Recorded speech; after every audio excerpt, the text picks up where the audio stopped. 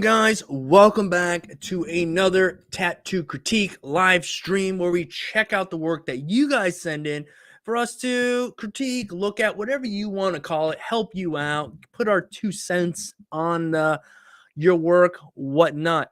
Nonetheless, again, guys, I just want to say thank you to all of you who are here today.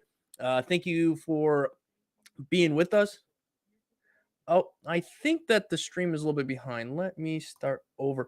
Welcome, guys. Thank you for being here. I appreciate you guys joining us today for the 32nd episode of the Tattoo Critique. You can call it Tattoo Critique, you can call it checking out your work, giving you guys our 2 cents, whatever it is. I thank you guys for being here. If you're here, give the stream a like, help push this thing out there. More people here, more work to look at, more people in the chat. Nonetheless, guys, I want to thank you all for being here again. This is episode 32. I do want to apologize for last week. A few things happened. I had some family in town. I was like, I don't know if I'll be able to do the stream or not. Then a combine down the road, which is a giant tractor kind of a thing, combine, took out a power line, which blew a fuse over on the corner here. Sounded like a shotgun. So that pretty much summed up what I was going to do on Sunday. We were going to, I was thinking about maybe I'll do the live stream. We got family in town. I'm not sure. Power went out for about 10 hours. So that was no longer an option as far as live streaming goes. But anyhow, we are here tonight. Andy's here with me. Just going to get through my spiel, and then Andy will be here with us. Let's see. I do want to remind you guys that in no way, shape, or form are me and Andy like some sort of fantastic world-renowned tattooers. We just love tattooing, and we like sharing that, and we like helping people who want to also get into this thing, learn a little bit more. I learn from you guys. We share what we know. In no way is there any sort of better than thou. I promise you, if we're saying something about your work, it's just opinions, okay? It's just a few people's opinions. Take it for what it is, okay? There's flaws in our work. There's always going to be flaws. We strive not to get rid of those, but we're humans, right? We do our best moving forward. Also, guys, I hope you had a fantastic Sunday. It is Pastor Appreciation Day, so we had a fantastic church service. I'm very grateful for my pastor, and I just, if you guys are at church, don't forget to thank your pastor because they got a rough job in the current world we live in, and I just feel blessed to have a fantastic pastor. So with that out of the way, say hello to Andy, guys. Let's say hello to Andy. Guys, give the stream a like one last time before we bring Andy. And I'm back. Andy. It's Sunday Rumble. Just like that. I'm back. He is back. How was vacation, Andy? How was the holiday? Well, like you've been asking, Dave, it was brilliant. Absolutely amazing week away. Lovely weather. It was nice and quiet with just enough busy and thrown in there. And everything was free. So it's always a nice thing. Yeah. So, and then went out a few times. I had a car, went exploring, eat out, eat in, soak up the sun, don't have to worry about work. Yeah. And, then just come back to it all. For those who don't know, Andy, where'd you go on holiday? Where'd you go? Went to Mallorca, Spain. Nice. It were 29 degrees most of the time. Not bad. That's pretty comfortable. So it's not bad. Probably it's a little warm, isn't it? Sunny for about 5 hours. Sunny for good strong sun for about 5 hours a day. But yeah, we're enough. It was enough to live. Thoroughly enjoyed it. Unfortunately, you've got to come back to reality. And how has that been, coming back to reality? Back to work. We love tattooing, but it's still work. It's still work. Yeah. First week were awful. Your first week back, it's never nice, is it? Let's be right. No. And then I had a full week booked in. Then I had one cancel, one no-show. So it will just went from bad to worse. Oh, it's not just me. I've had the same. I don't know what it is, but it's been like, and some of them I'm not upset about. And also had no call, no show. I haven't had that in a long time. But truthfully, I was grateful. Yeah. It doesn't always happen that way. I know. But, hey, Awesome. I thoroughly enjoyed it. I managed to get in first week you were in. I managed to get in, but we were like 2 hours in front of you, you know, compared to what I think. So we'll have been 7 hours. Where I would have been 7 hours in front of whatever time you were at, Dave. Okay. And then this week I'm actually on early because our clocks have gone backwards. So we're on an hour earlier. So that's right. And ours will be really going back at some point here soonish. Yeah. So that might be even sooner, maybe. But nonetheless, well, let's say hello to a few people in the chat. I'm going to run down it real quick, guys, and then we're going to talk about some stuff and get right into the reason why we're here. Danik, what's going on, brother? Smoke in the house. Stevie, what do we got? We got Teddy Bonkers, Brian Waters, Jesper. Who else we got here? Danik, we said that. Let's see. Calistinio. Y'all know I can't read. Daniel. Andy B in the chat. Yeah. Anyhow, we're just hitting up a few people here. Jason, great to have you. Mount Vernon, Ohio, representing Ohio. Awesome, man. I am in Ashtabula County, Ohio, right on the Lake Erie, Pennsylvania line. Okay. Oh, Cincinnati, Ohio. All right. Yeah, that's a few hours from here, but yes. Yes. Okay, what does it say? Washlands? Miami? Big Tony, you're in Miami? Whew. I'm a little bit jealous. Okay. So I do want to go over real quick, guys. We have a new tattoo challenge out. We added this. Okay, so in the description, you're going to see a link that is going to take you to this Google Drive. And you're going to see a series of, pretty much like line drawings, if you will. And feel free to do any one of these you want, all right? And then email them to the email address in the description below. Only these go to the email description below. That's for our tattoo challenge, which is pretty much where we give you guys some options to tattoo.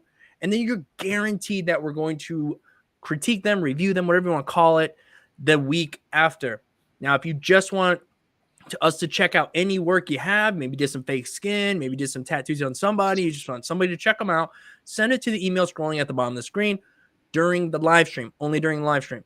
Now, if you're not going to make it here for the live stream or you're afraid yours is not going to get seen, you can do one of these tattoo challenge pieces, send them to the email in the description, tattoomesomething@gmail.com, and it's guaranteed that we're going to look at it the next week. So I want to show you guys the two new pieces for the week. We have this piece right here, real simple kind of fun flower. I think that you guys could really have a good time with. Color it, shade it, whatever you want to do. And the other piece, not that one, is this flower. Okay, what is happening? All right. Is this flower here. All right. So there's two different flowers there. We have added to your options to to do. Now, feel free to choose any piece you want here. Maybe you want to come over here and do this mushroom. Boom. Feel free to print it, stencil it, slap it on some fake skin, whatever you want. Tattoo it, color it, shade it, whatever. Again, it's totally up to you. And send it to the tattoomesomething@gmail.com, and we will check it out the next time we are live, which is usually on Sundays. Again, it's tricky. Next week, I'll be in Virginia, so it won't be here. So it will be the week after that. Hopefully we'll get back on a decent schedule again, but nonetheless. Anyhow, guys, again, those are the two new pieces. Feel free to go check those out, stencil and tattoo them if you want. So with that being said, now what we're going to do is we're going to jump over to the tattoomesomething@gmail.com email address and see if anybody submitted anything for the tattoo challenge. If it's not a piece on this from this Google Drive, I'll delete the email because you sent it to the wrong email address. It's that easy. I know people make mistakes, but we're only going to be checking out at that email address, tattoo challenge pieces. So after I've run my mouth long enough, is this the right email address? Let me check this one out. Let me see. This is, yes, this This is the email address. So I'm going to scroll down here, guys. We're going to open this up. The first one is from Simon, and we're going to see what we got. Are these do not appear to be tattoo challenge pieces. It's a dang shame because they're not too bad. But unfortunately, guys, I got to delete it. Remember, this email address is only for tattoo challenge pieces. The email address scrolling at the bottom of the screen right now, that's for pieces that you want, just general pieces you want us to check out. But you have to send them in while we're live. Okay, so we start around 5:15, and we're going to go up from there in order after we check these out. So let's check these ones out. Again, same thing. I think people get confused and they send stuff to the wrong email address. No problem. But unfortunately, yeah, again, this seems to be the same thing, guys. So make sure we're sending these to the right email address. Same thing. I figured I kind of took a glance here earlier and I thought, I think people are sending stuff to the wrong email address. I get that. But again, if they're not the tattoo challenge, we are not going to. Let me double check. Oh, we got one. Yes, we do. Okay, here we go. This is from Jose Chavez. Hi, David. Thanks for taking the time for us. Not sure why my ink is coming out darker on fake skin than when I mix it. It might not be mixing it properly. Yeah, and stuff can come out darker. This is definitely darker, though, just in my opinion, and to give you my 2 cents, is I think if you had the right shades, it would be pretty cool. I do really, Andy, I really like the ears and what he did with the nails. I think that's a really cool little bit of color in there. But unfortunately, it is just really dark and it's dark. I mean, not really saturated. Yeah, I'm looking past the dark and looking at his outline. His outline's not too bad, to be fair. Sure. It's quite solid. It's fairly smooth. It's not terribly shaky. Yeah, he used a good size liner. I get his colours if he's mixing them. I don't know what he's mixing them with. Good point. But generally, if you're mixing a colour and you're mixing it with white, you put a full pot of white out and add your colour to it. Don't add white to a colour. Add your colour to white. That way, then you will get your right colour. But yeah, other than it being a bit dark, he's got some nice pointy claws. And generally overall, other than, like I said, the colour, and the colour being a bit tonal, one tone, one like 3 colours or whatever, in it, it's not too bad. I'm more looking at the line work and the overall trueness to the stencil, which is not done a bad likeness. Yeah, I agree. I think the lining is pretty good. It's consistent. The thickness is pretty consistent. You got a few spots here and there, but again, it's really not bad. Must be rocking some decent machine angle, which is good. I think you're just going to need to hone those colors a little bit. I think you're putting darks in decent spots to give shadows and whatnot, but it's just like trial and error. You're like, okay, I did this. I'm not a big fan of it. What's happening? Let me change my colors up a little bit. Let me try it again. Maybe you can just cut a little corner and just work some colors down there until you color splotch until you find that color you're looking for. Then work on getting a smooth saturation because there's a lot of like open, visible, see-through parts here. Yeah. You can still, and in the brown, you can still see quite a few rake marks off his needles. Right. Where it's like, in like that, just needs to maybe slow it down just a little bit of his packing in. And just learn to just smooth it and just whip it out gently. Agreed. But yeah, there's a few rake marks left in there. Just work on smoothing them out. All right. We got yo from Calistinio. Yo, there's nothing there though. Chris, what do we got? Chris? Is this from a tattoo challenge? Yes. It is? Yeah, it is. Okay, cool. I honestly can't remember all of them. Hey guys, due to family issues, this is my first piece in about 3 weeks. The last piece I submitted were the snake with the sword and unfinished mushroom. I plan to finish the mushroom and submit, but was unable to this week. I've been at it for about 2 months and wanted to know if you have any suggestions to clean the stencil lines from showing through. Thanks. Andy, you want to share your advice for the stencil that shows through? Well, it's not so much the stencil, Dave. Mine's for Bleach, cleaning though, the ink right? off. Mine's for cleaning ink off and cleaning your Oh, skin, which that's is right. baby oil. But everybody, to clean the stencil off, everybody seems to be soaking it in bleach. Yeah, that's the best. I would use bleach and a little bit of water. I mean, you can use full bleach, half and half, whatever. But I got a little like baking pan that I use when I was doing more fake skins at the time. Just fill the bottom up with bleach and just lay that sucker in there and come back the next morning. And like magic, all the purple stencil is gone. Yep. And it's really the only way I found to get rid of it. And that was shared by subscribers, you guys.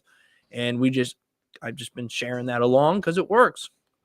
All right, well, let's take a look at what we got here. Let me scroll down through here nice and smoothly like. I don't think this is too bad. I think it's pretty decent overall. Line consistency seems pretty consistent again, even in these small spots where you have to run two lines next to each other. It seems like you kept steady distance between to where the stem itself doesn't get lost. I see that a lot.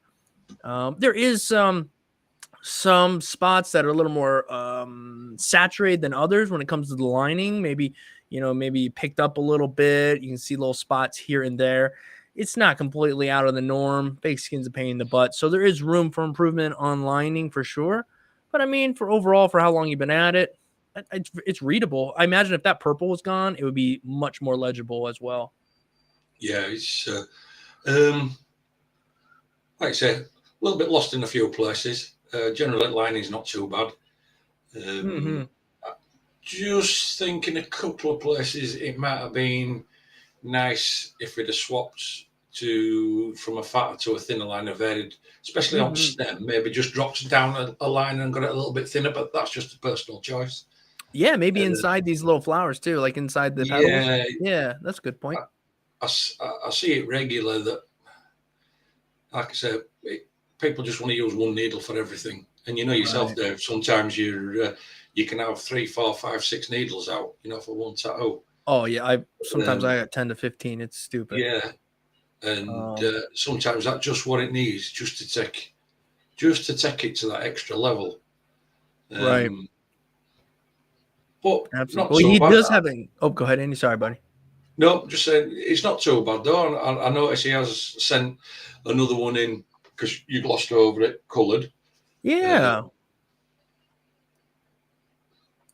Well, what you think, Andy? I my thoughts are I like that he left these spots open. I don't think he added color. He just left them open, which is kind of it looks decent from a distance. I do like it. If you look through here, though, you see where the shadows are supposed to be, where it would be darker. He just saturated it more, and where he wanted it lighter, it appears just grazed over that a little lighter. Because I initially wanted to say your saturation's off, but I think he's playing just using that one red to give him all the variations, which it seems to be working somewhat. It does, but either that or he's used a deeper red, but it's only one shade away from the original red is used instead of stepping 2 shades or 3 shades to get it in. The green's a bit monotonal. Could have used 2 or 3 colours in, your leaves, your stem, just to bring it out. It wanted the colour work needs a bit more work and a few more colours. You need to be using, a few more colours just to give it that extra pop and that extra pizzazz. Absolutely, like some lime green or like some yellow right out here, and then you could even pop that yellow with a little bit of white. It like really helps, and then really sell this dark area by just right in the depths of it. Even a brown, like a brown in there. I mean, work with what you have. Down in here, the black works, but a little bit of brown kind of sets it off. Yeah, and then like a little bit of yellow or lime green, a little bit of golden yellow, white. Yeah, definitely. Usually, like you say, like Andy, you were saying, about 3 colors, but there has to be enough contrast between those colors, enough difference. I remember when I started, it'd be like, oh, here's a red, and I look at this red bottle, and this one was a little bit darker. It's like, yeah, I'll put this one next to this one. they're going to look exactly the same in the skin or in the fake skin. You got to go like a few shades down to really get enough contrast in fake skin or even in human skin. Yeah. Cool, man. Thank you, Chris. Let's see what we got here. All right. Again, we got the stuff that doesn't belong here. This is a tattoo piece. So we have Bradley Pritchard. Hey, Dave, Bradley again. I'm about 3 weeks into tattooing now, focusing on my line work still. Smart move. 3 weeks, not a long time. And oh my goodness, focusing on your line work is smart. This was done using the Fold Pro with CNC police cartridges. Right on. 11 round liner and 9 round liner, 4.2 millimeter stroke with the voltage ranging from 7.5 to 8 volts. I see some good and some bad. That's good, man. I mean, that's the way it should be. You should look at your piece and go like, oh, I really like that. I don't like that. And just let yourself develop. But for just a few weeks, well, it's not too bad. I've already seen this piece. Have you? Did we look at it last week? No, it was Bradley, if I remember rightly, posted it on a Dragonhawk forum via Facebook. And when it come up, I was looking at it and thought to myself, I know where that's come from. You saw those references and were like, wait a second. Yep. I know those. What I will say, it says it's done with a Dragonhawk Fold Pro. Yeah. Right. And looking at it and looking at how the lines have gone in, that's the machine. The machine is a piece of junk. Is that the new machine that you got that you used and waited forever for and you don't like? Yeah, it's garbage. Oh, man. Is that why these lines are weak? Because they're straight. They're relatively smooth, yeah. Some of them. They're just not saturated. No, 4.2 millimeter stroke. That should be enough. At 7.5 volts, honestly, there wouldn't even be enough power behind needles to bust a balloon. Dang, that's so weak, man. And I see people doing work with it, and I'm like, what are you running this at? I mean, I'd be at like 9.5 volts. Yeah, to get out of it, and it's just way too much. And the machine, honestly, it's like it hits about as hard as a 2-year-old baby. It's terrible. I love that analogy there. That's just pretty bad. It's pretty bad hitting. Yes, Stevie. He's had his and he's sold his. Oh man. I mean, I have all on getting it to push. A 7-round liner, decent. Yeah, Stevie's saying this was Bradley did a better job with this than he was able to do with that machine. Boy, that stinks. That stinks to hear. But I mean, really, that package on that machine sounds like a bad way to put it. But when you showed me that machine and the battery and how it all, I mean, that was a good looking operation. It is a real crying shame that it panned out to be junk. I will be getting Chavez, and I will probably swap it out for the new one, the Masked Racer. They came out with another one, huh? Yeah, which is a lot smaller. It's only tiny. It's only probably about 4 inches. It's a wireless machine. Ooh. It's direct drive. Oh. So I will probably try. That'll be cool. That would be cool. Well, it sounds like that. Oh, you cut out. Sorry, Brett. You there, Andy? Yeah, I'm not sure. Okay. But yeah, even to get this out of that machine is done well. Yeah, I would say so after hearing about it. Yeah, it's done well to get this out of this machine. Like you said, you look at his lines; they're not stop-starty. They're still curved. They're not. Some of them are thicker than others, yes. But he's built his line work up. Is there a couple of flaws in it? Yes, but I don't see a lot of pickups and put downs. I don't see so many missed lines. A lot of them seem to be connecting, and that. And I honestly think with that machine that Bradley, you've done a fantastic job, because I wouldn't have even got that far with it. It'd have gone in bin. Well, that's good to know, Bradley. I'm sure you see some things you like, see some things you don't like. Sounds like maybe, unfortunately, switching machines out from this weaker running machine might be your best bet because best thing he could do, best thing especially for Bradley just could 3 weeks do. in. Yeah, best thing Bradley could do is get him sent a direct drive. Yep. Even if it's a 3.5 millimeter direct drive, you'll notice the difference straight away. Yeah. Bradley says, I do feel like I fight with it, Andy, but I figured it was just me being a beginner. That's a good point, though. I mean, if you're a beginner and the machine's not, I mean, it's smart for you. It's not. What people do a lot is they say, oh, the machine, I must need a really good high-end machine because my tattoos just aren't coming out and my work's not.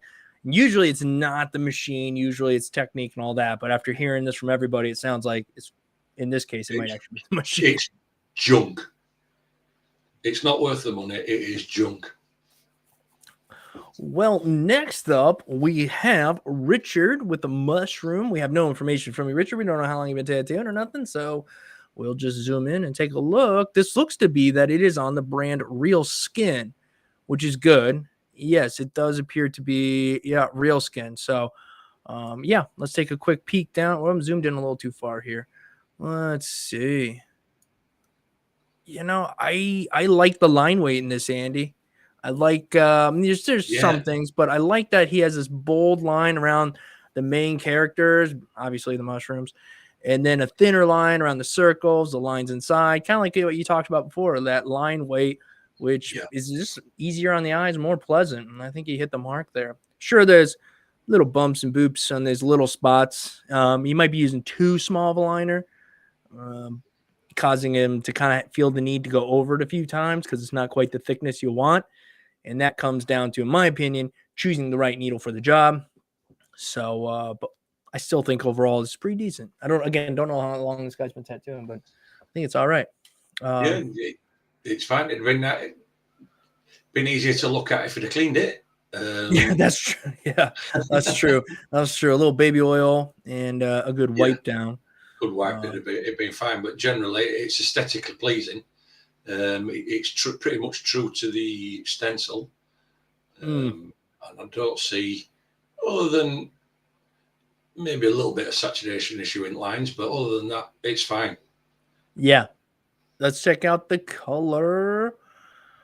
All right. I'm just not a fan of the way this was done. I think color choice was one of the factors causing this to look real muddy. Excuse me. And I think the fact of trying to use just black to darken the color up in the red, and then just this black under here, dark green, not a light, I think color choice was tough. Blacks and colors, if you're doing something like that, unless you've got no option.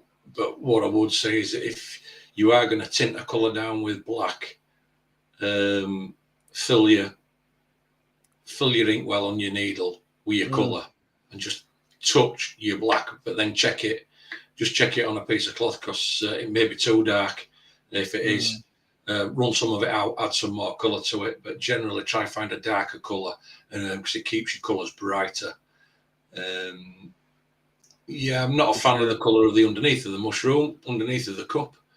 But yeah, I mean, it's in there. It's looking okay. It'd have been nice with a few more colors in. I mean, this is not bad. Again, I wish we knew how long he's tattooing. So it looks like he may have tore it up a little bit over here, but that's the beauty of practicing on fake skin is that you realize, like, man, I think I went over that spot so much trying to get it to do what I wanted to do, and I tore up the fake skin. Well, if it was real skin, you'd probably end up doing the same. So again, get this practice out on some skin that don't cry, don't complain, don't do none of that. But thank you for sending that in, Richard. Next time, send some more in and maybe let us know where you're at. A year, 6 months, a day. What do we got here? Oh, man, this guy. Just wanted to make sure we got it, but you sent it to the wrong email address. All right, so that's going to sum up that today. Again, guys, I want to jump over here to the Tattoo Challenge. Again, the link in the description below. The first link you see is going to be to this Google Drive, which is going to take you to these pieces here. Feel free to print any one of them out that you want tattoo it on fake skin, human skin, pig skin, whatever you want to do, color shade it, doesn't matter. And send it to the email address that's right underneath that link, which is tattoomesomething@gmail.com. If you do that, you're guaranteed to have us check these pieces out, because we go first and foremost, like we did today, we jump over to that email address. We look at the emails sent in for the tattoo challenge, specifically these pieces. Then once we're done, we go over to the artmesomething@gmail.com, which is scrolling at the bottom of the page right now.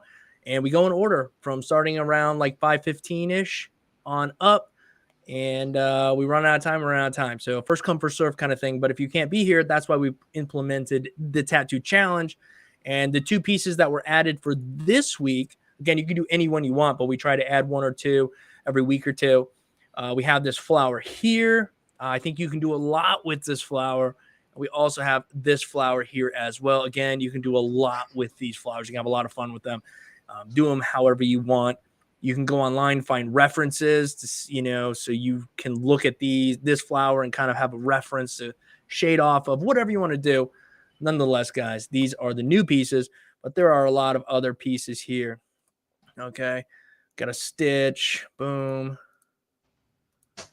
different stuff. So anyhow, got that out of the way. Now we're going to jump on to the next phase, which is the email scrolling at the bottom of the screen. We're going to start. We have quite a few in right now.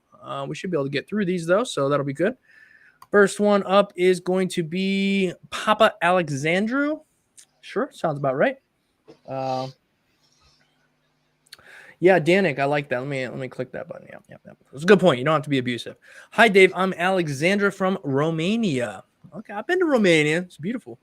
I'm sending you some of my work. Been tattooing for about 2.5 years, almost every day. Wow, that's really good. I've seen your videos on YouTube, and I like them so much. Even help me here and there, but still progressing. I'm alone in the industry. I feel you, man. That's why we started this. I'm literally all here. I don't, aside from you guys, that's about it. And some help in becoming better would be awesome. Thank you for everything, and keep up the good work. Best regards. The Egyptian Sphinx. I've done it on myself, and I was fighting with the pain on the most of the tattoo. It is on the inside of the leg. Ooh, baby. Oh, that's awesome looking. Let's scroll in. Let's zoom in on that. Yeah, I quite like this. Well, I love how breathable it is and how dark the darks are, and the little bit of light shading in there to give it shape, enough lines to hold the structure. There, we're always going to find some spots here and there with the lining, but again, you're going to find that all day in my stuff too. So it's even harder to do it on yourself. Right on. Skin, work upside down, stretch skin, put it all in, fight the pain and everything. You're fighting it all. And I'll be honest, to say that he's put this on himself, I don't think he's done a bad job at all. I honestly don't.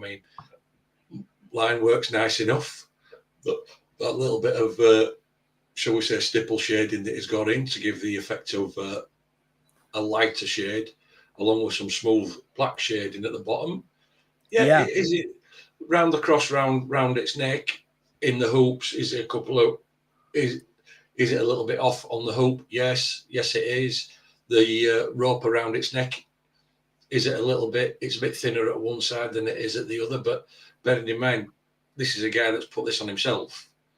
And the couple of lines that you really need to make sure you smash, I think he did fantastic, which is, in my opinion, these 2 swooping lines that run down. And you can get away with having a line that's not the greatest here and there. We're humans. It happens. You know what I mean?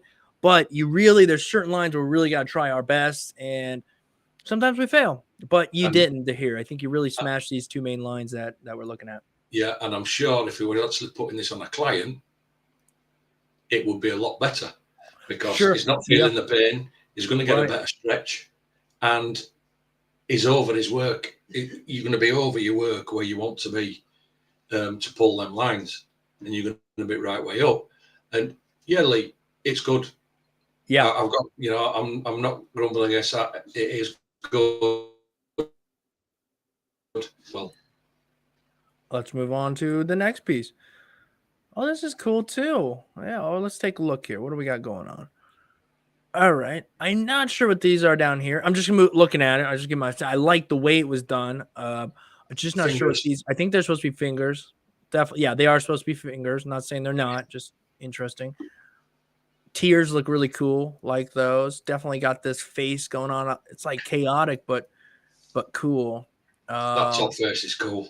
yeah, yeah, I like it. I do. I really do like it. I think Nice the piece. part that I struggle with here, and they are difficult, are the hands. I don't know if maybe like you can tell there's all this stuff going on. So I don't know if maybe the hands are Yeah, supposed to be that way because they're being pulled or some sort of thing is happening. Could be, and you just did it exactly the way you see it. But hands are tricky. But yeah, but I that's like the it. amount of black that's in this, and there's enough open skin breathing. Again, parts I'm not really sure what's going on. This little section here, sometimes it takes my eyes a while, but overall, I think it's pretty cool. The eye's nice, but It is. It's a nice piece. It's executed well. I mean, yeah, I think the hands and the fingers. I'm with you.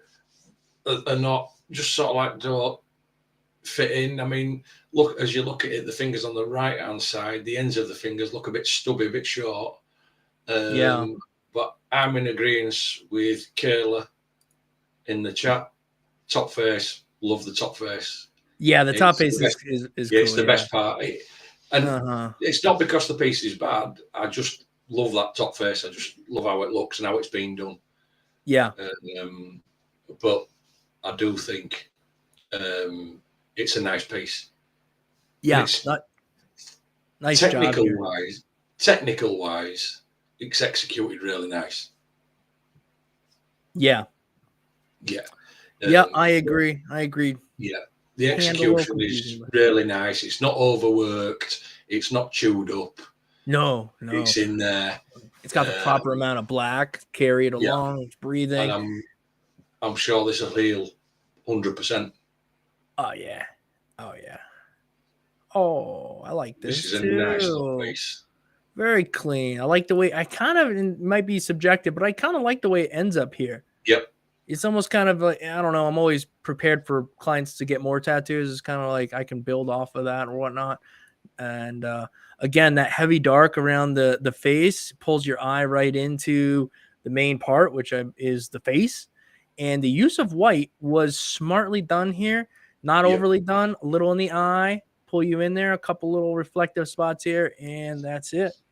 Round its reins is always gone like round the reins and the bridle round its face, just Mm-hmm. nice and light with just random black and a little bit of white, but it makes it look like there's a pattern through it or it's engraved.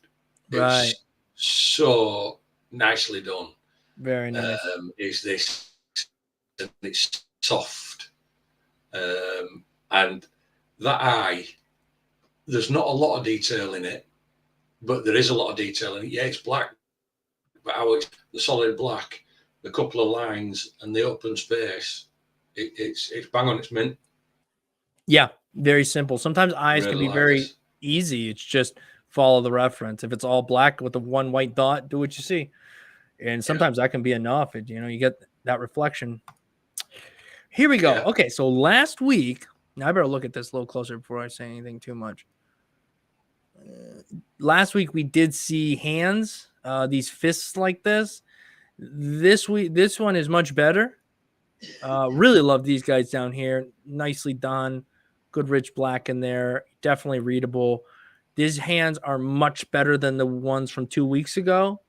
And I'm not saying that I could necessarily tattoo hands better or anything. Trust me, don't take it as that. It's just I don't know, something's off, right? yeah. Um, The size of what it is the size of the fingers in relation to the thumb, in relation to the palm of the hand is off. right. Um, because and because like I say, if you put your thumb and you look at your thumb and you look Yeah. at your fingers are always thinner than you. Most of the time, are thinner than your thumb.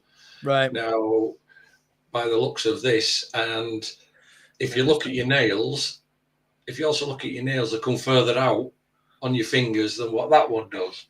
And I'm not saying that it's bad, but what it is these hands look quite puffy. Yeah. You know, like Yeah. bit, Swollen of bit, some kind. yeah, bit marshmallowified. Yeah.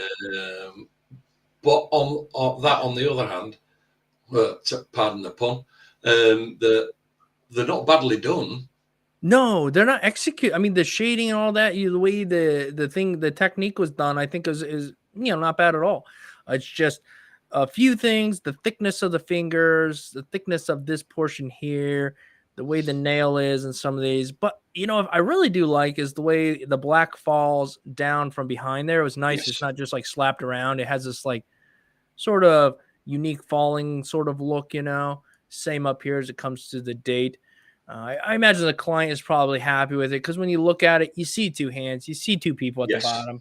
It's not a Yeah. deal breaker. It's just hands are tricky. I mean, hands can be harder than faces, in my opinion, or equal to. I mean, I guess it depends on what you like to do, but I don't like tattooing hands. I mean, Period. like, Not physical hands, but hands. Yeah, whatever. We get it. I like this tattoo cool. from here. This is cool.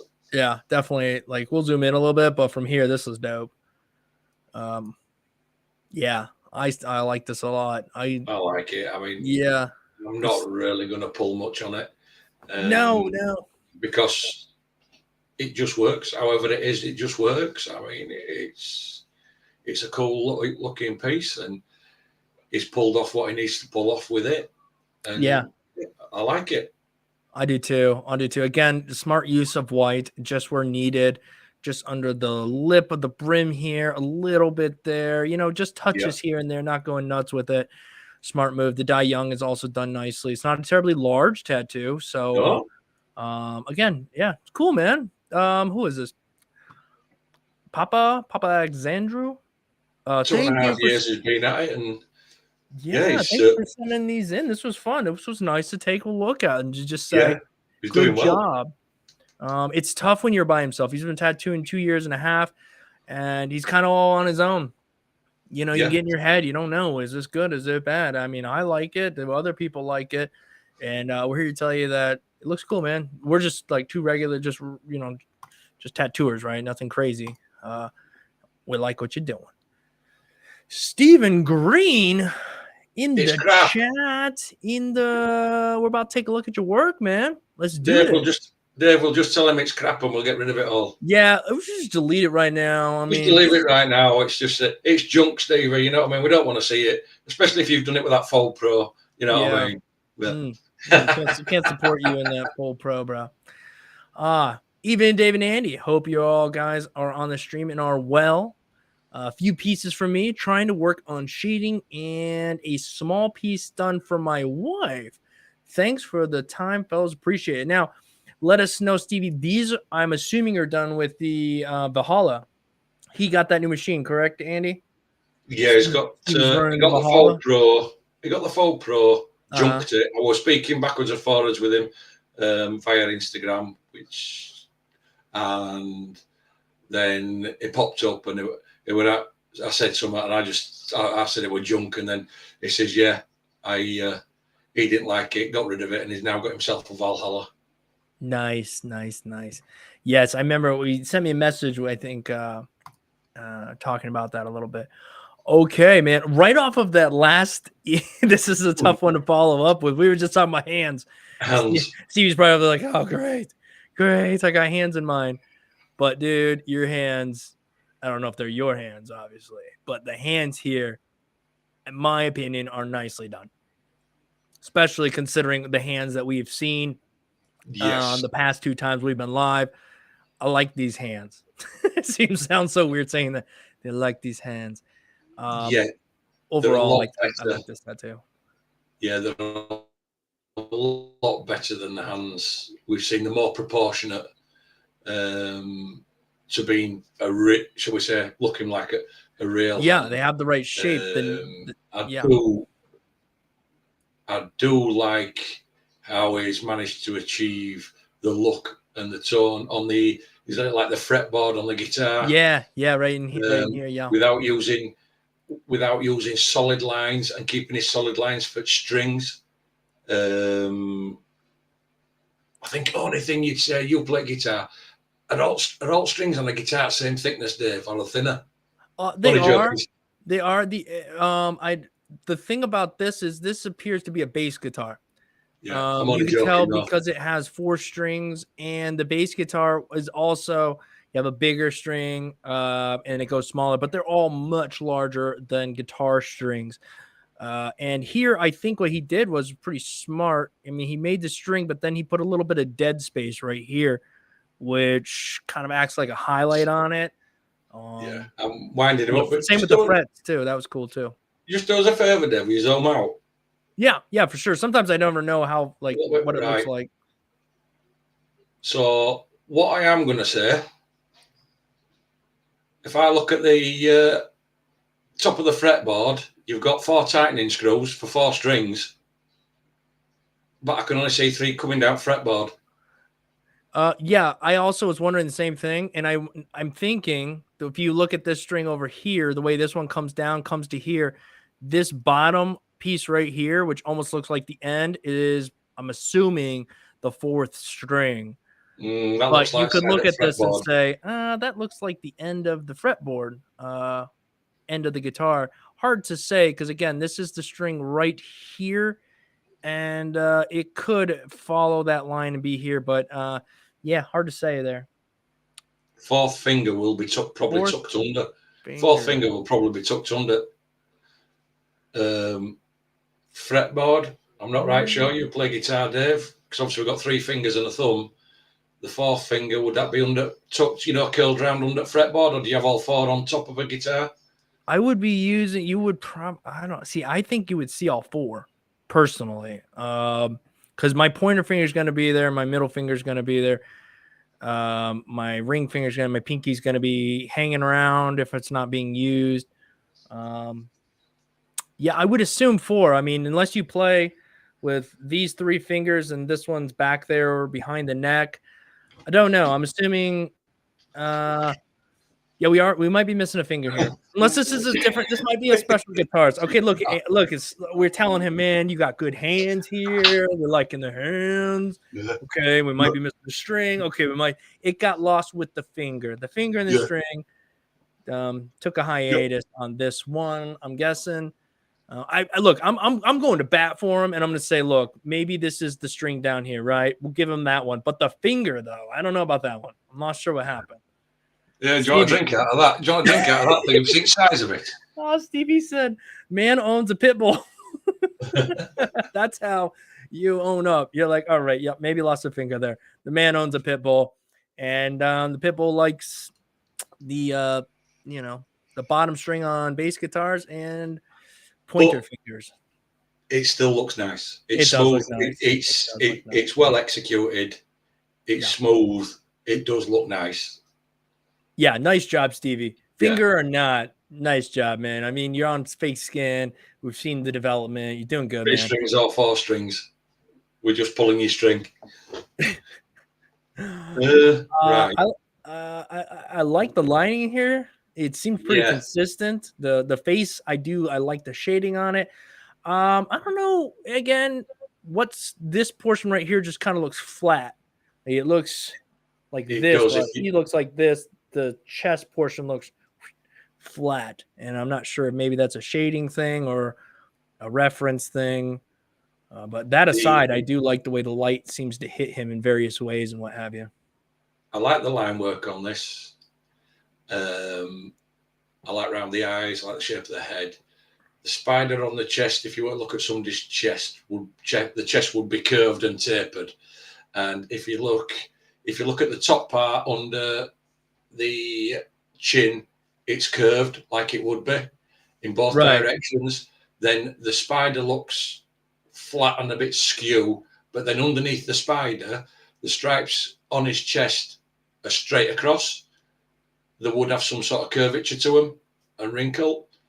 And I'm going to be honest, prefer the guitar, the shading and the work on the guitar and the hand and everything. So the shading done in this one, I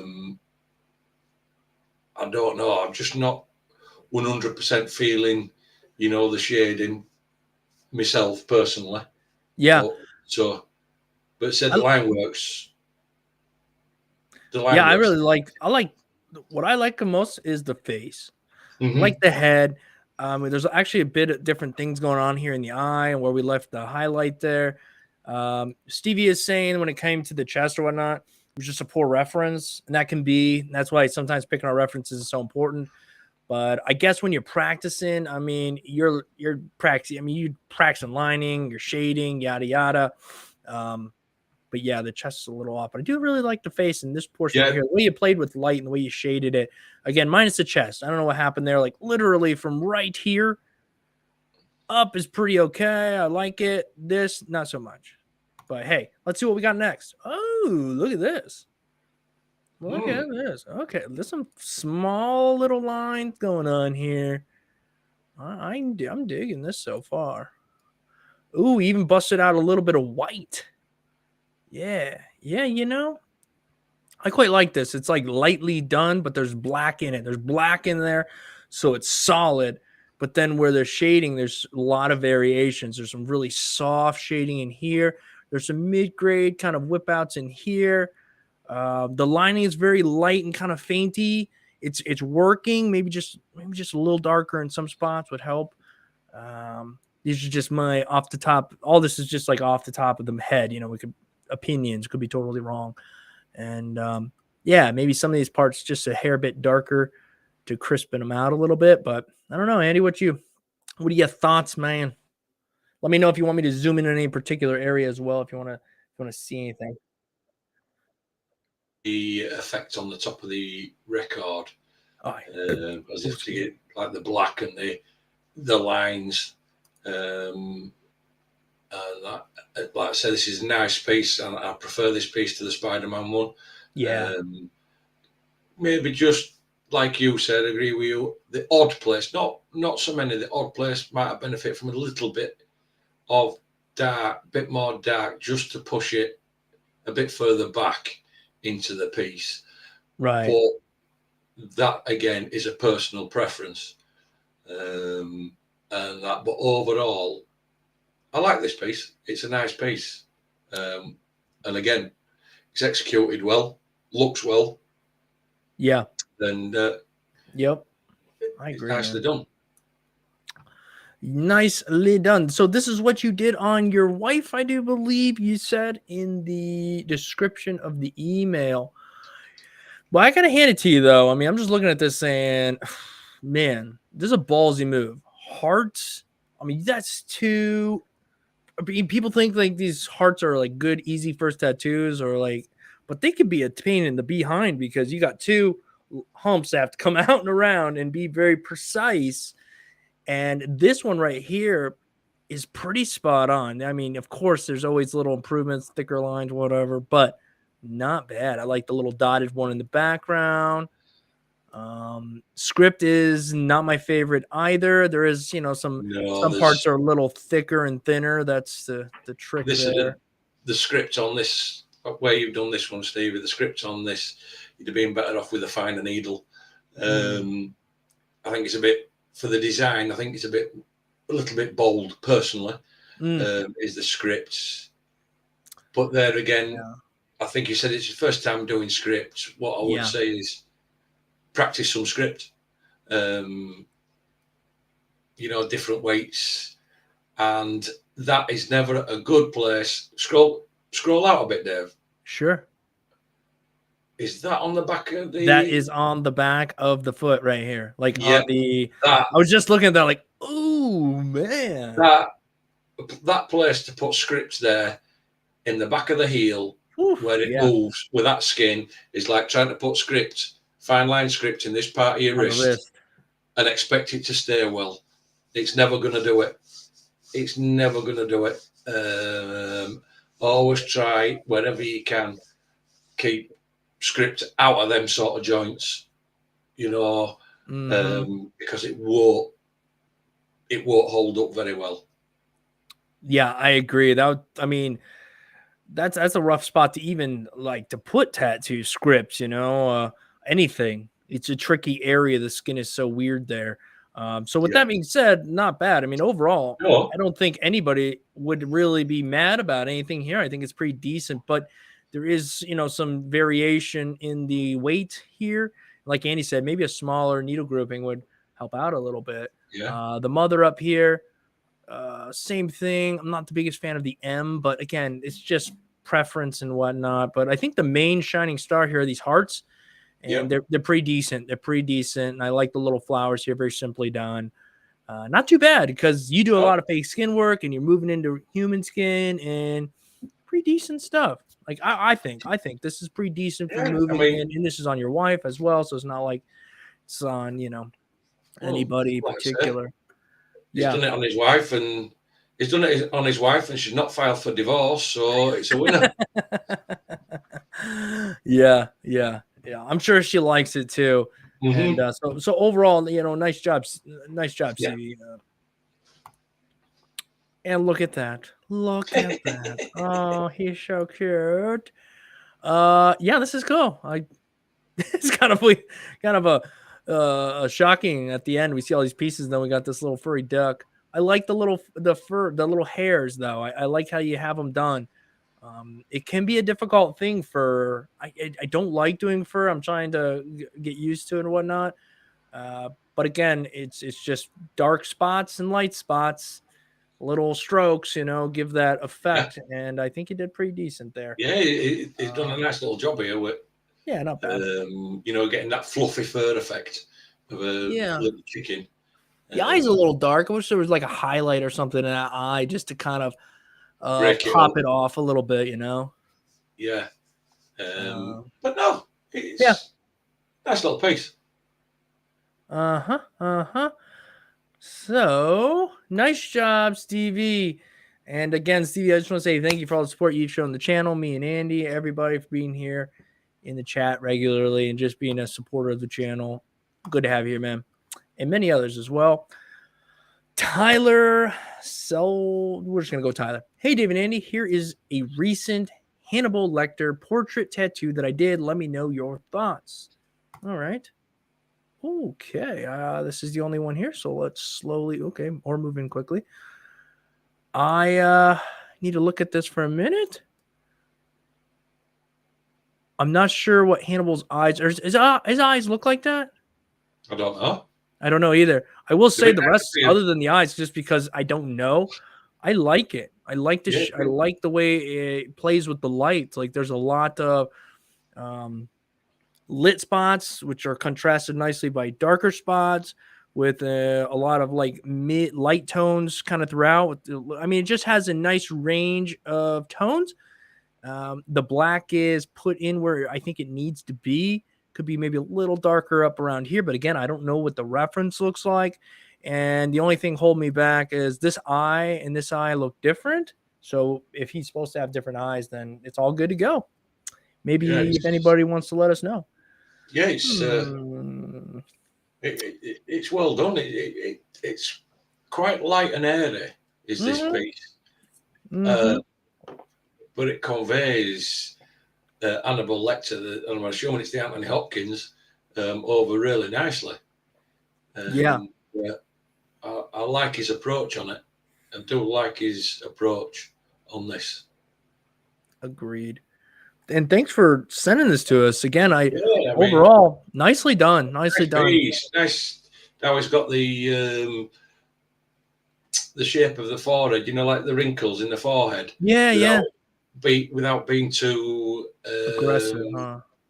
Yeah, because sometimes it's we go in there with a line sometimes, and it looks like he kind of like softly built that up a little bit in there. It's nice. I like the little bit of texture on the mask here. Boom, little bits here and there, and then you just went solid black right there. And I think it works because I don't know, you need to have a certain amount of black in a black and gray tattoo to really hold it down. And I think it has enough, even though it's got a lot of real soft shading. I think it has enough solid black to make it work. Again, that's subjective. Other people might say, nah, it needs a little more here and there, but whatever. That's just my opinions and thoughts on the matter. Jason Lake, we're tattooing pumpkins, bro. All right. Hey, look, it's that time of year. We got a lot to read here, so bear with me, people. Hey, David, Andy, it's Jason from Mount Vernon, Ohio, representing Ohio. Okay. I'm the guy that did the free-handed vines. Free-handed vines. Oh, maybe on someone's back. Maybe. No, I don't know. Not my proudest thing, but we all have them moments. So no more freehand. LOL. So true, man. I've been practicing on anything I can that's not a person and myself. Good on you, dude. So due to the season, I decided to do some line work on a pumpkin. One is the mushroom from your selection, and one is the rose that I found. Unfortunately, I didn't have a printer or anything like that, so I had to trace it off my phone. Sorry, no color. I'm just working online. That's smart. Start with one thing and then build off of it. I do notice the grass and the big mushroom cap isn't quite right, and I do see a lot of mistakes I've made. Thank you for taking the time to critique, and hope you enjoy the vacation, Andy. Now it's Dave's turn for a vacation. Oh, okay. All right. Actually, Christmas is coming up. We're going to be heading to Texas and Tennessee. So vacation, yeah, something like that. All right. You know what also is cool about this is that you're on a pumpkin, whereas it's relatively flat, but also it's kind of lumpy. So it's good practice. And he could have sent this to email tattoo me something. Yeah, definitely could have sent us to that email because it would have guaranteed we've seen it. Yeah. But nonetheless, we're taking a look at it now. Yeah, it's not too bad. I do definitely see some flaws here and there, but it looks like your line consistency is relatively consistent. We come around, thins out in some spots. You see here and there where maybe we picked up and put down, but it's not bad. I've never tattooed a pumpkin, so I'm over here thinking like, I don't know what's good. What's that? You know what I mean? I don't know. I've never tattooed any fruit or veg or anything, me. No, so I don't know. I don't know how easy or it'd be unfair for me to comment on this because I don't know how easy or hard it is, and which fruit's best, which vegetable's best for it to put it in. Right. Going on what I can see, lines are just about there. A few places that are a bit thicker, a bit thinner. A few places that are not as saturated as others, but I don't know. I've never tattooed anything like this, so it's unfair for me to comment. Right? I'll feel you. I've tattooed a lot of fruits, and some of them are. I mean, the needles go in like butter, almost unrealistically. Some are good to shade. I've never tattooed a pumpkin. I've tattooed a watermelon that was a bit resistive. So this might have been pretty resistive, might have had a lot of pushback, but overall, considering that it's a pumpkin and what have you, I think you did a pretty decent job. Things to look out for is just trying to keep your lines consistent. Now you're close to that. So if let's say this line here is one of your lines, well, you want to try to keep all the lines pretty consistent line weight, right? So you want to keep all the same thickness for that needle grouping. And then if you drop to a smaller needle, maybe for the insides throughout here, whatnot, then you want to do your best to try to keep all those lines the same thickness as well. For the most part, you have relatively consistently thick lines. So, I mean, nothing crazy. Oh, this one looks better in my opinion. Yeah, see, this looks like, in my opinion, very consistently thick lines. Those lines look pretty much the same throughout. The density is pretty much the same throughout. There's no spots that look super light where you're running your machine differently. The only thing with fruit is you can get real dark, real thick, real consistent lines because you can throw your needle as far as you want. There's going to be no blowouts, right? So, but it's still good practice, even if you are, because you're going to move from this to maybe something else later on, maybe some fake skin, which if you blow through it, you're going to be punching a hole through it or what have you. So anyhow, I think you did pretty good on this one. Yeah. And people are saying pretty nice, good lining. Yeah, not bad. So overall, what an improvement. Good job, Jason. Great to see the improvement. Great to see you taking a step back and really taking what people had to say and moving forward with it, man. What's up? It's all right. You're just about to get slammed. Oh, I see. Oh, Alicia, wait. Hey, what are you doing in the chat? Hey. Yeah, boss ladies in. You're about to get slammed in this chat, Dave. Hey, I see it right now. Wait. Okay, we need a moderator in here to be banning people like this coming. What are you giving it? Unannounced. She is the moderator. Oh, okay. Oh no. We're in trouble, guys. We better move on here. Better stick to the script here. Zach G, here's the most recent tattoo I have done. Would love to hear your honest feedback. Thank you. Okay. Anything that Alicia has to say, just take it with a grain of salt. It's probably a lie, okay? So, I'm just kidding, obviously. We have some koi fish here. For tonight. Right. Yeah, okay. So some koi fish. I'm gonna take a look at the lining because that's mostly well, I guess that pretty much is all it is. And if you look at these scales, they all have a nice curve. I try to find the real things I like the most about a tattoo first is those scales are really nice and round. A lot of times you get like oblong and all kinds. They're pretty symmetrical, if you will. There are some lighter spots, but again, this is on human skin. It's readable. I'm not sure what's happening here. This is probably some purple from the stencil. And these like lighter lines could work out nicely because they'll fade and kind of look like lighter lines. It's not bad. I don't think it's too bad, Andy, personally. I don't know. I've got some reserved judgments on this. Sure, go ahead, man. Go ahead. Let them know. When you get in, some of them black and some of them lines aren't in. There's a lot of holidays in some of them areas. With the black spots, like right in here where this should be solid black, where it looks right here.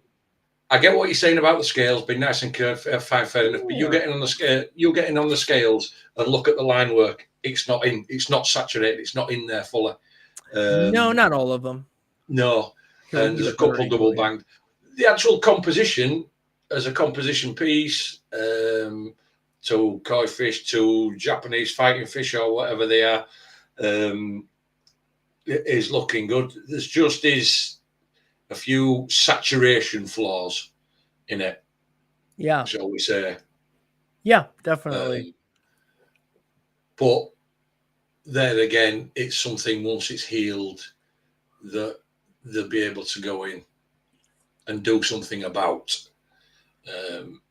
in them areas. Yeah, when it heals, you definitely.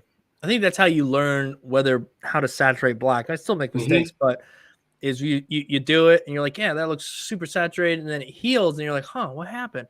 And so you start to learn what true saturated black looks like, because that reddened skin, especially in the beginning, that reddened skin can shine through and really make you feel like, oh yeah, that's all dark and black.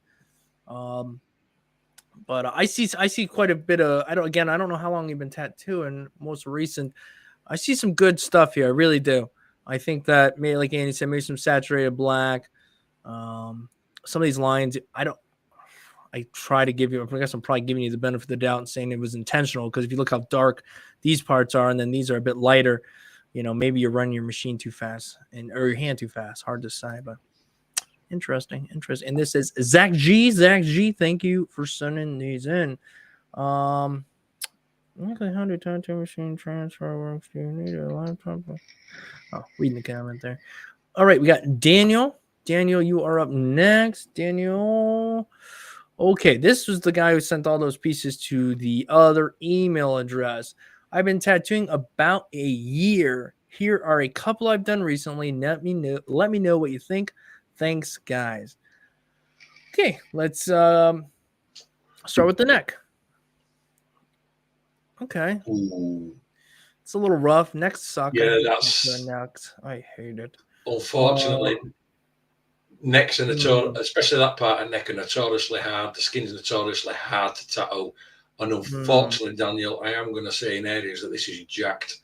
Yeah, I don't even understand that skull. No. And the antenna it's supposed to be a death. Is it supposed to be? It's supposed to be a death head moth or whatever it is. Right.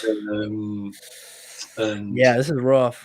I would have liked to have seen wings maybe a bit more symmetrical, especially because it's on the center of the throat.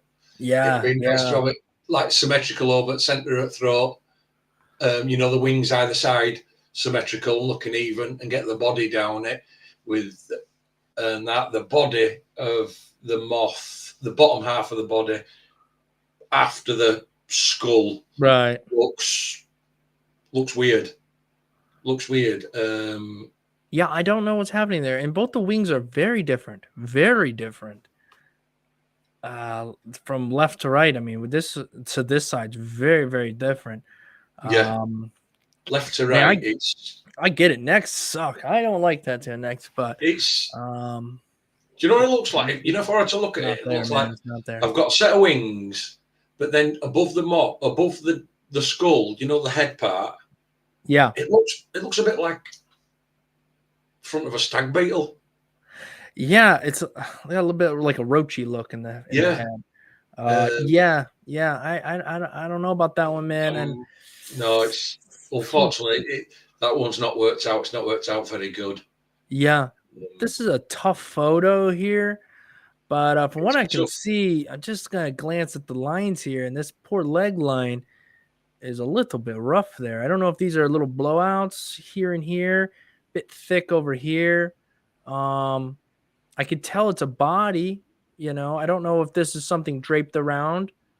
There must be draped around that particular part of the body, or the arms that are wings. Is the face blacked out? No, I think it's meant to be that the hair's all the way down the front. But I get what you're saying, Dave. It looks blacked out Okay. Okay, that makes sense. Thanks. because instead of at the bottom of the head, what it'd been better off doing is it come down front, maybe having a bit of a parting, and then having a Yeah. little bit of a parting down the front, and then having the things, the rest of the hair. Yeah. Um, It's a hard one to kind of look at there. it is. It's not the best. And also, if you look at looking at the left leg, where the Yeah, left leg that's comes up to butt cheek, and yeah. he's got this strappy thing on. He's got a weird step in it. It's like his backside and his leg have just got a cutout. Yeah, they've been disconnected Yeah, and the foot down here. I don't understand this foot. It's like looks like a little boot, but not a foot. Very interesting. A bit confusing. Oof. Definitely missed the mark here. Oof. Oof. Yeah. Yeah, I get we all got to start somewhere, but I think sometimes we definitely biting off more than we could yeah. chew. The lines aren't even. No, it They're needs to not be good. on. Needs to be practicing on fake skin. This person. Yeah, Um, yeah. that because this one's not very good either. No, to include I mean, the This lining's not good. one, The shading's not good. this one, I could probably fix quite easy. Yes, true story. But like I say, it's still not in. It's not right there. The shading, especially on the face, and that is just total is random. It doesn't even like under here where it flows. It doesn't even like curve or anything. Flows with any cheekbones. Same with neck, under neck. It doesn't come Yeah. round, and it's all about this. And these snakes look dead. Like they look like they're just like laid on. Like they took some dead snakes and just like laid them on the head. And then a couple of them are like alive, but some of them are dead. Like I don't know what this looks like a dead one up here. Man, I don't know where to start with this one. The nose is like really wide at the top and comes down to a point, which is like not really how that works. Yeah, definitely shouldn't be on tattooing this kind of stuff on human skin right now. Lines are poor, shading is poor. Yeah, I don't even want to go any deeper into that. I think this is another photo of that one we looked at. So yeah, it's one of. I think it's one of. One at Wings, isn't it? Yeah, for sure. So okay. Oh my. Okay. I don't know, man. There's three things. There's black, red, and yellow, and they're not really super saturated where they, I don't know. I'm just not digging this tattoo. Just sometimes you just look at a tattoo and it's like, it just don't look good. No. And this doesn't. It's like I can't see your lines because it's all black, yellow, and red. So there's just no variation. There's no.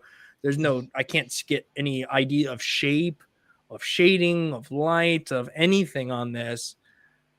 Just Even personally not a big fan. even as a traditional piece, or a neo trad, it's off the mark. Yeah. And Yeah, that's yeah, everything for with sure. punched in bright colours, certain colours used, certain amount of blacking, and yeah, I'm not feeling this. I'm with you here on this one. Yeah. Well, I think there's more angles of this one. Okay. Is this where I get another comment on the This video is saying, just a really odd location to put this in too. yeah, I don't know that this works. Your arm's gonna bend and I don't know. I don't know. don't work. It don't work, don't this? It's No, at least most of the colors seem. I mean, the black seems to be saturated. In fact, it might be a little harshly saturated, but I mean, I guess that's a plus. But okay, here we have a little rodent of types, and this is probably the best one we've seen yet. I would have to. Well, I don't. Yeah, yeah. The lining, I mean, truthfully, I can't. One thing I can't get my head off at the minute. okay. I can't understand why it's so red around them lines. Yeah, you see that when in some tattoos, and I think it was just like maybe it was drilled in. I don't know why it is so red. I mean, tattoos get red, but that's got like some irritated redness. Yeah, it's you know, when you're looking at it and you think, I can't get away from them lines because they're only a fine line. 1 past 2 past 3. Yeah, there's a little bit of a blowout in here, the top of here, and that. Those are a little confusing too. Yeah, it's always a bit confusing. So it's but it's single pass. I can't understand why them lines are so red. Around the outside. Right. I mean, yeah. We've all had, yourself there. We've all had clients where you can just touch them with a needle and they go red, but they usually go red all over. Another thing I have noticed though too is I know sometimes people use way too much green soap when they're tattooing. Green soap can irritate the skin, especially if you're constantly wiping all the time. If you literally wipe with green soap, which I don't suggest doing, use distilled water. I use distilled water 99% of the time. I will only use green soap and a little bit of it just to really wipe down the tattoo, clean it good during like a break, or it's really getting just kind of messy and I need to see what I'm doing. Because I did tattoo people in the past and quite a while ago, and you would use green soap to wipe with, and it was irritating the hell out of skin, especially when you wipe it and you go right back in there and start tattooing. And I don't know, some people's skin very sensitive to it. From my experience, don't know if that's real or what have you, but yeah. Okay. This looks to be not quite finished because we see some opening here, unless that is supposed to be open skin. Yeah, I don't hate this one from this angle. It's an interesting design and whatnot, like those, but yeah, it looks decent. I like the way the black and red go together. Best out of what we've seen. Definitely. It's a weird angle and there's a lot of glare. There is a lot of glare, yeah. But here on this little like claw up here in the front, yeah, I kind of like the way the black and red are, just a little bit of blend there, but we have black and we have red, open skin. The lining where you can see it looks the best we've seen. So, yeah. Someone says trying trash polka. Yeah, trash polka, pretty much black, red, and open skin. You see a lot of very new tattoo artists doing a lot of trash polka. Then again, there's a lot of people who are really good at what they do, and they just truly enjoy doing trash polka work. But okay. All right, same piece. A little bit better angle here. And yeah, still decent. Still decent. This is why I tell people that very well still in practice. Okay. Next up is Jamie. Jamie. What do we got? This was probably my 8th tattoo on skin. I haven't really gotten in the habit of taking photos, but here's one I took a photo of. This is based off a sketch by Marco Mazzini. Okay. Let's take a look here. Well, I'll let you take a look at that one. I'm making a pit stop. Okay. Back in a Okay. minute. Yep. All right. After taking a quick look at this, I think it looks pretty good. Just my thoughts off the top of my head. Lining looks pretty good. Up here, it looks a little bit more raised, but again, this looks like it's closer to like a ditch area. So, I mean, it might puff up a little bit more. I really do like the shading in this. It's relatively light, but a lot of lines here. We're getting a bit of texture throughout this piece, even on over here with a lot of little bits of texture going on. The shading looks relatively nice. I like this piece. I like it's nothing I would tattoo because it's just different, but it's very cool. I overall really actually dig this. Let me know what you guys think in the chat. Do you like this? Looks like we got a couple what look to be little mouths down here, little faces, maybe an eye with a mouth and some stuff coming out of it. This looks like a little face with some stuff coming out of it, and the same up here. But overall, I think it looks pretty good. Nothing I would really say. I think there's enough dark in it to make it work. I think the light shades are nice. Yeah, Stevie says it doesn't look too light though. It doesn't. It works. In my opinion, it works. This just has a very sketch look, but not like a you did a bad job sketch look, in my opinion. So nice job, Jamie. All right, Ramy. Hey, David and Andy, it's me again. After 3 months of self-taught tattooing, hope you can let me know how I'm doing on fake skin. Planning on getting on real skin soon. Thank you. So 3 months. Okay. What do we got going on here? Yeah, let's take a look at the lining. And overall from here, obviously, the more I zoom in, the more pixelated it's going to look. So it's going to be a little harder to tell. But from the angle I have right here, excuse me, your lines look pretty stinking nice. I don't have any complaints about them, really. The consistency seems nice. The thickness seems nice. The color seems pretty solidly saturated. It is difficult to saturate color on fake skin. So I will give you that. But excuse me, we see the different areas here and there where it looks like it's not quite look like it's fully saturated. Same throughout. The hair looks pretty solid. The purple in here, the shirt, the jacket, just mainly the background, in my opinion. And maybe as you push along, I'm going to click through. I think you sent more than one. Yeah.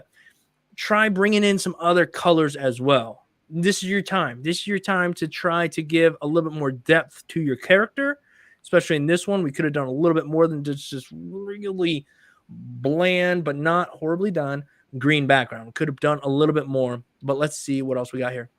Aha. Okay. We're still saturating color. The lining, being that you decided to go with triangles here, I mean, hands down, good on you for that. Most of them you hit. There's a little bit of wobble here. But I think we want to work on our color a little bit more. It is more saturated, right? The green's saturated. The red's mostly saturated. Yellow, but maybe you're going for these pop art style colors, but maybe try to just reel it in, get a little bit more variation in your colors. All right, we have this piece here. Okay, again, the lining is not bad at all. I mean, there's a lot of lines going up and down this back area here. Pretty decent. The thick line going around here, nice. Even all these teeth are nicely lined. So good on you. Your lining is looking good. The shading, maybe start honing in on that. So it looks like your lines are looking good. Again, for 3 months in on fake skin, the lines are looking decent. I keep repeating that. I'm sorry. But the shading is where we want to just maybe hone in. If you're going to start practicing some black and gray work, shading. Try to find different values in your shading. And same when it comes to the color. Well, now we've combined the two here on this one. We have a bit of shading in the background, which we have a little bit darker under her chin. This is the first one where I see some sort of variation in tonnage in some way, shape, or form. So a little bit of a black and gray darkness under here. We lighten it up. I like that. Same over here. We have a little shadow under the fingers. Dig that. Under the lip. Nice. In the eyes. And then we hit it with a pop of color. The red, the white, a little bit of blue, I suppose, here. And I don't know if these eyes are purple. Maybe the eyes, in my opinion, would be the only thing on this one I'd like to tune up a little bit. It's just simply done, but the lines, again, are pretty decent. All right, and that's bringing us over to this money piece, which you know what? It's not bad. It's not bad. My only downside to this one, in my opinion, would be we have this solid black in the handkerchief, and then the statue, I'll call it. It all seems to be like one tone, but you left areas to breathe, right? It would be cool if maybe there was like a little darker in some spots, faded out where things are behind each other, maybe a little darker here. Give it a little bit more value. That would be my opinion on that one. Just kind of boogieing through these because you just sent a lot. And again, this is I think one of the first ones you sent in. And again, from the beginning, the lining was nice. So, and we did talk about shading. I think your shading has improved, but just keep at it. But yeah, 3 months in, I would just, don't rush it. Your lines are looking good. Hone in a little bit more on that color and shading. And then maybe start dipping your toe in the real skin water. But okay, Andy is back. Andy, I'm going to do the same thing. I'm going to read this, take a look at it, and then electric hit the portrait. bathroom. We've seen this one, I think. Have we now? Oh, yeah. Thanks for letting me know. Sorry, Andy. Okay, this one's different. Oh, hand your mask. Yeah. Okay, they said started playing around with color. Cool. Doesn't say anything else. This is Teddy Bonkers. Teddy Bonkers. Is this a good spot right here, Andy, to see it? Yeah, leave it in there. Okay, I'll be back in like 20 seconds. Good, no problem.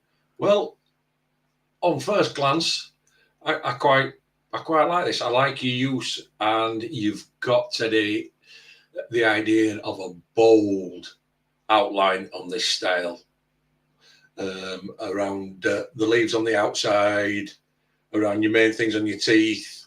And then when you've moved inside on the mask, you've dropped your liner down, excuse me, and used a finer liner, which has really, really worked, especially around the eyes, the forehead, the nose, and your sword. I'm looking at your blade on your sword, which is very straight. The actual top and the bottom line is very straight. The handle's straight.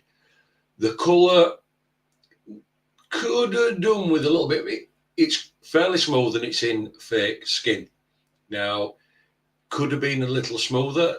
There could have been it could have been a little richer. If you look at your horns, where they look to be more, your horns, you seem to give it more of a wood effect, with the grain and the nice use of brown with that little bit of yellow highlight on the leading edge, which is a really good use of your colour. Your eyeballs, where you've got the black into the red would have been nice if it just been a bit smoothed out, transitioned into your yellow, but they're nice. I just wish that some of your purples had been as punched in and gone from as bright, faded out as smooth as what your horns are and your eyes are. Your leaves, yes, I like them. You have tried putting a bit of a darker colour in. Would have been nice for it just to come up a little bit further. But again, that's my personal preference, a choice. But generally, I'm digging this piece. It's nice. Your line work's nice. I can't see any like missed lines, pickups, put downs. Super use of bold outlines and the finer liner. But like I say, just that purple. That purple could have been just a bit in area, just punched in a bit more and then faded out a bit smoother. That'd have pulled this to another level. But I do really like the brow, where you've got the brow with a bit of purple. You've got like that yellow glow as if it's coming off the centre of his eyes. Same round his nose and underneath. And just on the end of the nose, a little bit of purple, and you've got to like a little bit of a yellow. I do like that, and I love the horns. I don't know what it is with the horns, that wood effect. I like the horns. Like I say, it's just purple. I just wish it had been a bit brighter and smoothed out. And then also your leaf work, if you did use the other colour that you've used, which I'm not right sure whether it's some sort of red. If you'd just brought that out a little bit further and round the outsides and then smoothed it in to like that goldy yellowy colour, the piece of the look mint. Not that it don't look nice anyway, because it does. Yeah, this thing's cool, man. I dig it, and I hear everything you're saying. I think that's a really sound advice. But you're right. The eye and the brow are like bomb diggity to me. And not sure why the sword isn't finished, but I don't mind because it doesn't distract at all. Sweet, dude. Teddy Bonkers, man. Nice job. Next up is Michael. Hello, it's me, Mike. You told me to do lining, so here you go. Don't kill me too hard. All right, man. You're on fake skin, so I mean, we can't kill you very hard on fake skin. Let's see what we got. Okay. I'm not into killing people. I'm not into killing people hard anymore. Oh, you're not, Andy?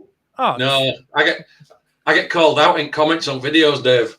Oh, buddy, you gotta tell me. I get people go onto my Instagram, onto my Facebook, and literally will just talk shit about my tattoos. It's like, I get it. I have to. We critique people's tattoos here, and I get it. I have imperfections in my own work, but I'm not submitting myself to be critiqued. I know there's just unfortunately there's just a-holes in this world, man.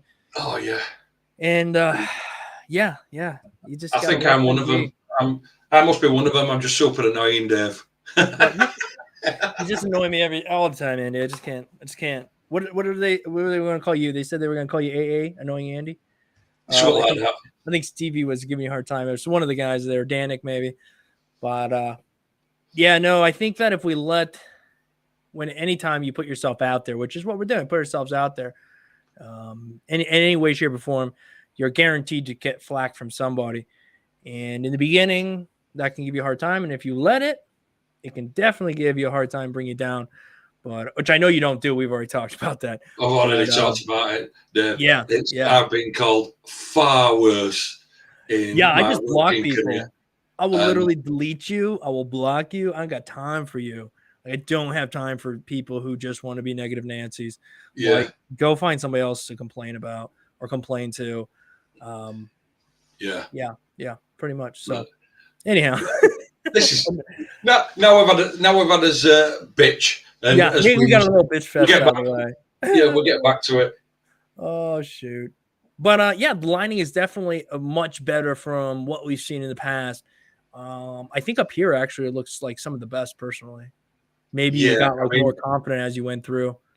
It would. I mean, what would have made his lining look that little bit better on this one is maybe, and I know it's a face and a thing, I think it would have made this piece if it had maybe used a different size liner on the flowers and the leaves to the face would have just, pulled them apart a little bit. But looking at the line work generally, work is smooth and it's in there. There's a couple of little places where you can see he double passed the line. It's ended up, twice the thickness. Yeah. And again, without any color or shading in this, which I totally get, you're just working on lines, which I'm cool with, man. I think that's fantastic. I think that's smart. I think it's responsible. Start with the fundamentals. And then once you learn all the rules, then break them however you want. I think that's like really important to learn figure everything out. There's a little bit of structure and then do whatever you want after that. I do believe that. I truly believe that. But yeah, with some shading, everything would be more readable, but obviously we're not doing that here. Okay. Yeah. Again, I know what his work before. I think this is a vast improvement. We still have density issues as far as, you can see your hands kind of fading off right here in these pieces. Follow through all the way through, pull out, and maybe just slow your hand down a little bit. Don't rush the line, and you'll get a more crisp, fully saturated line. Now, you see, I don't think that the lines on this one are as smooth as they are on the face one. There's a couple of pick up and drop off points. Not saying that, and there's a couple of saturation issues on this one. On the face one, his saturation seems to be okay. On this one, there's a couple of places lines don't meet, and it's like just some areas that just seem lines are super dark as if they've been over a couple of times, and that. But on the whole, This person's going in the right direction. Plus, like we said, they're on fake skin. I ain't gonna call nobody out too much. This is a learning process. If you're on fake skin and you're doing this, and that's why you're on fake skin. Because if you do make mistakes, you're not harming anything. They're there for you to look at and there for you to learn from. So, but on the whole, this person's going in the right direction. Yeah, I think that on this piece, he used specifically more so the butterflies. I look at other spots. This down here is not as nice. And not saying the butterfly is so fantastic, but what I like is that he's using a thicker liner. Not that you have to use one per se. In fact, it would have been almost better had you used a smaller one for some of these other spots. But over here, it appeared that we're using a smaller needle, right? Where machine angle isn't quite as vitally important, in my opinion. You get up here to the thicker lines and you got to maintain that consistent angle on your machine so your needles are consistently going in and out of the skin. And aside from them being light, they're pretty consistently thick, you know. But again, it's just not fully saturated. And like you said, Andy, it's the little things.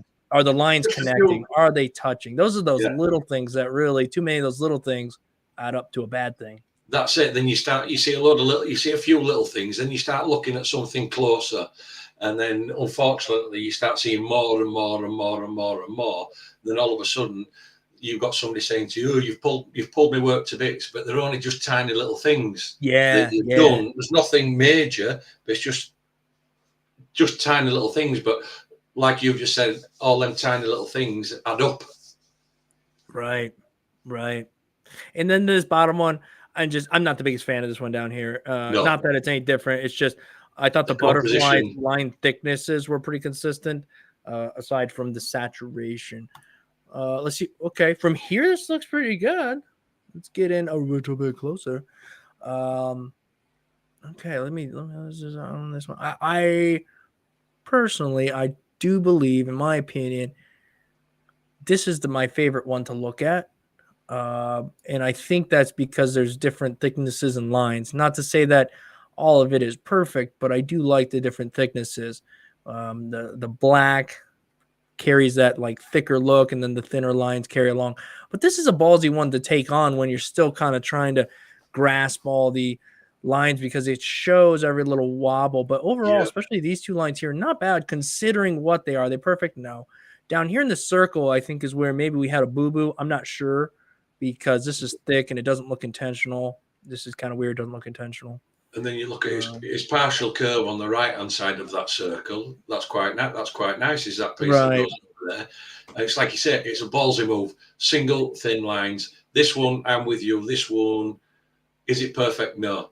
Is it the best out of the ones that we've seen? Yes, in my eyes. There's less little errors in this one.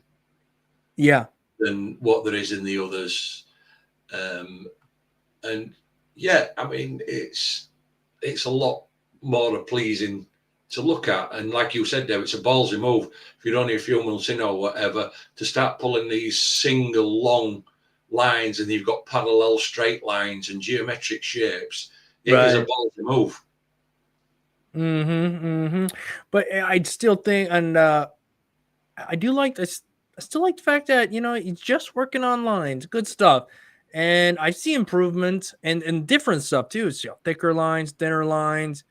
Yeah, let's see what we got here. Okay. All right. So many different things here. Okay. Now, I quite like this one where he's using thicker lines. His actual take on the Japanese peonies as well. They're quite good. And I don't know what it is. The head, I really like the head of that snake. I do too. I do like this section right here. At least these little lines actually are, you know, pretty decently done. It's good things happening. I think we still have saturation in our lines, which are probably an issue for you to work out a bit more. Would be, you know, specifically, you can really look at this back line and really see that obviously it's much lighter than the rest. And that comes down to hand speed. You're moving a little bit too fast, you know, and here the thickness is right on the money, in my opinion. It's just, again, the saturation is a little light, and a lot of times coming from moving your hand too fast. Oops, I don't want to zoom in too far. This peony Yeah, have that a beard bit is better saturation. nice. Yeah. That line weight's bang on. Yeah, and that It's saturation's good too. Yeah. But yeah, I mean, aesthetically, it's quite a nice piece as well, is this? Yeah. Like Yeah, we said, not too bad. a few of my smaller issues. Right. Still quite a few small issues, but the biggest thing that freaks me out on this one, I've got to be, is the snake's tongue. That just seems super weird. Is that what that is? What Yeah, it looks like it's coming out of some sort of. It looks like some sort of cable coming out of flex, coming out of wall. No, that's interesting. I'm not familiar with like snakes' tongues per se, aside from the little triangle or the little, I don't know what you want to call it, the basic tongue-looking snake thing. If that makes any sense, I'm not sure if does the tongue come out of something like that. I don't know. This is. It doesn't even. To be fair, it doesn't even look like it comes out of. Well, it might do because that bit jaw won't hit them lines. Yeah, so no, ignore that bit. But that where the tongue comes out, then it comes into that. I don't know. It comes into like a round thing. It looks like a. Yeah, like there's some sort of. It just all flowed and gone into back at mouth. But that's just the weird part for me. Is that interesting? Well, hey, Michael, I don't think you got destroyed there, buddy. I think it's an improvement, a good improvement, and yeah, I think it was judged accordingly, if you will. So keep working on the line work, man. Keep working at it. So next week or in 2 weeks, next time we're live, love to take a look at it again, man. Love to. I would say just keep doing the line work, man, because once you get confident at that, once it's like that's looking pretty stinking good, then you can start working on other stuff and not have to worry so much about your line weight ruining what you're doing moving forward. Now, obviously, when you go to human skin later on, it's going to feel like a few steps backwards, but you'll recover. Nonetheless, doing good, man. Okay.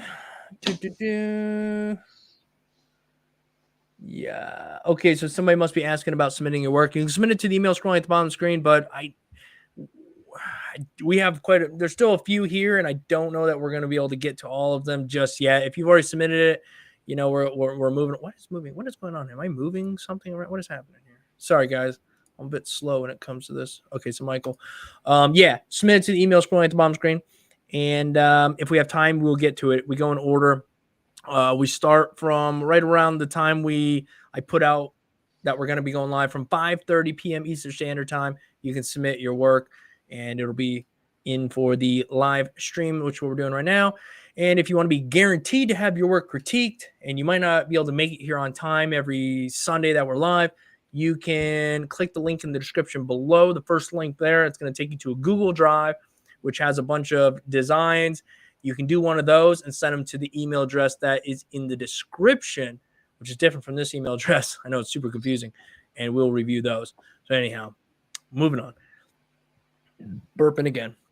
Hey, Dave and Andy, I'm back from vacation and went back to tattooing immediately. I'm 3 months in now and just wanted to share my progress. I feel like I'm improving every day. Thanks for everything you do. Helps a lot. P.S. Andy, thanks for the baby oil tip. You're a legend. Awesome. Works beauty. Absolutely works beauty. Let's see. Oh, yeah. Oh, this is cool. I like some of these. I do too. Let's just kind of scroll around here. I like the shark. I like the way he's shaded. The lining's a little scratchy on the shark. Yeah. To make it thin, Oh, the match? Yeah, that's the cool. match. Yeah, the match and smoke. I don't know what it is. I just like that. Yeah. Ooh, I like the dark stem here. Little flowers. Okay. I mean, we're figuring shading out, I like the face over here. That was pretty cool. That's pretty cool. Yeah, I do like how this black kind of fades right out into this lighter bit here. A little bit of could have been round the lips, could have been smoothed out shading wise from the dark black, maybe left a little bit lighter. But other than that, it is a cool piece. Right. Yeah, definitely. Let's see. Boom. Oh, okay. Very Oh, cool. I yeah. think this is fun as well. I like the Peaky Blinders piece. Yeah, yeah. Yeah. Yep, yep. Um, and the sword's quite nice. The sword's quite simplistic in itself with a little bit of shading, and the filigree work around it. It made a nice Yeah, nice go for that one. absolutely. I sorry, I checked the spot on the chat here. I don't know if anybody Waka something or another said, I think you skipped mine. I was up next on last stream, and then you ended the stream there. Haven't seen it on this stream yet. Yes. So we're gonna go through everybody who sends their work in during the live stream till the live stream's over. Then we won't look at work again until the next live stream starting at 5:30 p.m. So if you got missed, unfortunately, you got to wait till next week and be here during live and submit your stuff. So yeah, there's tons of people who send emails in well after we're done. Unfortunately, we don't see those. There's so many. This is how we have to do it. We have to do it while we're live. So anyhow, you're not going to see yours unless you submitted yours while we were live today. And then anybody we don't get to today has to, try to get here next time we're live, which is usually on Sundays, and submit your work again. I know it's confusing to some who are, new to what we're doing here, but nonetheless, that's kind of how that works. But sorry about that, Andy. Yeah, this is cool. I like this. I like this a lot. Very cool work. I specifically like this guy here. Simple stuff, but I do like the shading there. Okay, here we go. Next one up. Yeah, a little astronaut here, nice solid black in there.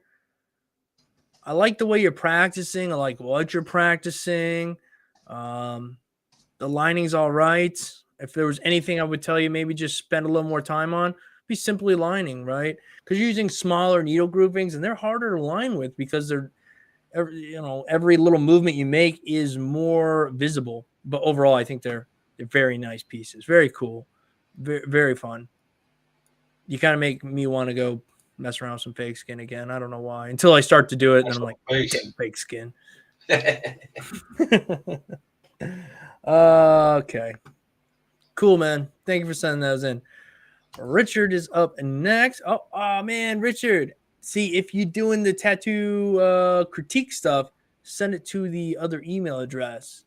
If you're doing the tattoo challenge pieces, these are tattoo challenge pieces, which I think we already looked at. Yeah, we looked at this one. Look at this one. We did not look at this one. Unfortunately, this one's really hard to read because of a solid glare right in the middle there, so I can't really see that at all. But we can kind of see this up here. A little bit more glare there. Maybe try sending a better photo of this one in, but we definitely have some inconsistencies here. So this side, you can just look at it.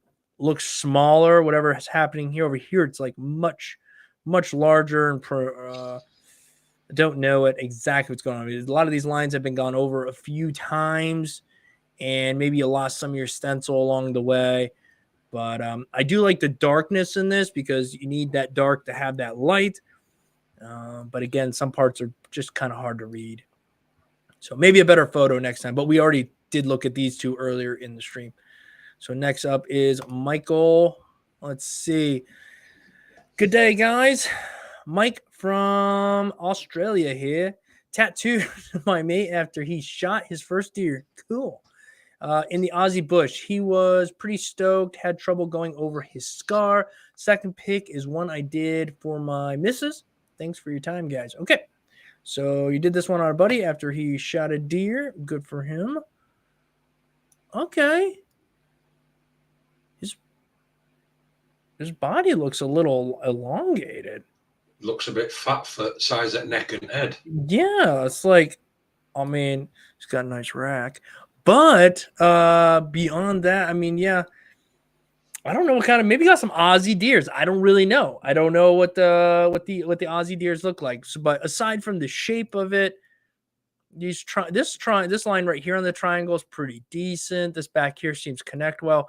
Unfortunately, this one, which could just be the fact that scar is raised, which makes that line drop down, making it appear that it's wobble. It might not be. It could just be the angle here. It also appears that there might be a few little blowouts here in these trees. Maybe you just went a little bit deep. You see a little bit of that hazing back there. But I do like the little bits of white here and there. Yeah. What do you think, Andy? Yeah, I mean, other than getting over, body looks massively oversized compared to neck and head. Like I said, there's some subtle little parts in it, you know, with the trees and the outlines. I mean, the single line triangle, and I think it's the bottom right hand corner as we're looking at it, Dave. And I don't know, it seems to go, I know it goes over a scar. Yeah. But that's something you've got to learn to compensate for, to go over that. Probably would have looked better with a lot fatter 14 round shader. Would have looked, you know, smash the outline in a 14 round shader or something. That'd have got him away with that. I mean, generally, the line work seems to be there. It seems to be in. There's a couple of little blowouts, especially near belly at deer, you know, in that little stuff. Right. Leaves and that. Just like you were saying, a couple of areas seem to have gone a little bit deep. Now you've zoomed in. The tree on the left-hand side, you can see that blue-black haze, right, you know, on the bottom of it. But this is stuff that you will learn and come across and watch out for in the future on this. But other than that, it's not too bad. It's quite a simplistic one. Yeah, pretty simplistic. I mean, you put yourself out there. It's all just little lines and what have you. It's a tricky little one to do if you're just getting into it. Smoke says, go back and shoot a new deer. Then use that pick to cover llama deer. Damn. There's a Smoke there with the knife. He'd get you. It was Smoke in the chat with the knife. Okay, so now we're on to the tree, which from here I think looks a bit better than the deer, only because the deer is just very, very wide bodied, that's for sure. But let's dive in and take a little closer look. I'm liking this a lot better. Yeah, definitely. They used a little bit more color up in the leaves there. We got a darker, a little like maybe a limeish green and some yellows, and some of the lines you can see down here a little, you know, wobbly or whatnot. But this is on the side or something. What is this on the? It's got to be on the side. So I mean that can be difficult as well. But yeah, I mean, if that's on side of somebody around ribs and everything and that around, I mean, yeah, it's hard enough to tackle as it stands. But design-wise, this is a lot better than the deer. Oh, yeah. And there's, albeit the shading in the tree trunk is a tad scratchy. There's still a lot of rake marks left in it. He's managed to still pull it off by subtly shading your dark areas and leaving open space and leaving enough in it that it still works. Does this? Is it perfect? No. But it still works.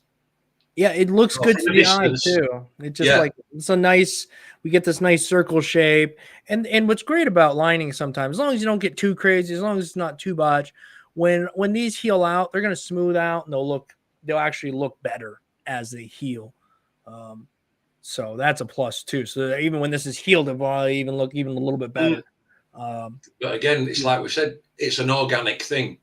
It's a tree. Yeah. It's organic. There's no straight. There's no harsh lines. There's no on a tree. You go look at a tree. You look at it sideways. You'll see all ripples in bark on branches and everything. So this is why it's good to draw, good to tattoo organic things.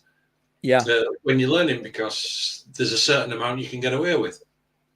Absolutely, especially when lining. You know, if it's a leaf and you kind of miss your mark a little bit, well, it's a leaf. You know, so definitely organic stuff like that is a good thing to really mess around with in the beginning to get comfortable. But Michael, thank you for sending that in. Next up is Jesper. Okay, let's see. There's words up here and pictures down there. So let's see. Hello, I love your channel so much, and sorry for the bad English. It's okay. I have bad English too. It's the only language I speak. I'm 9 months in my apprenticeship and love it. Was wondering if you could look at my Instagram and give some tips and tricks on. Yeah, I don't go to your Instagram, but you have attached some pictures, so that helps. So we will start over here. Okay. Very dark, which, I do like dark stuff, but my favorite part of this is actually the crown, honestly. Because that dark really plays into the light bits there as well. Yeah, I mean, my least favorite part of this is the rose. Yeah, it's my least favorite part. But it's very, very dark. I think maybe just a touch. The crown works, maybe just a touch too dark in some other areas. It's the center of the compass doesn't seem. Could have done, or should I say, could have done with a little bit more light and shade, if that makes sense. Just to give it a bit more 3D-ish effect.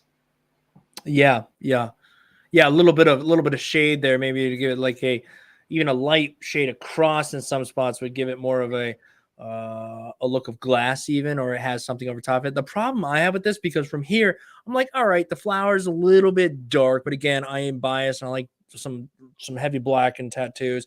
It's breathable. The problem is mainly in here, in this bit right here, in these little spots. They're small. They're going around the arm. It's tricky, I know, but the bits of the blowouts here, these little marks, and the way this is lined up, kind of is the only downside, the heavy downside for me, because everywhere else, I think you did all right. I really do. I think, over here, these numbers look pretty good. Our tack marks look pretty good. We get here and get a little off. So other than that, on this one, I'm not hating it.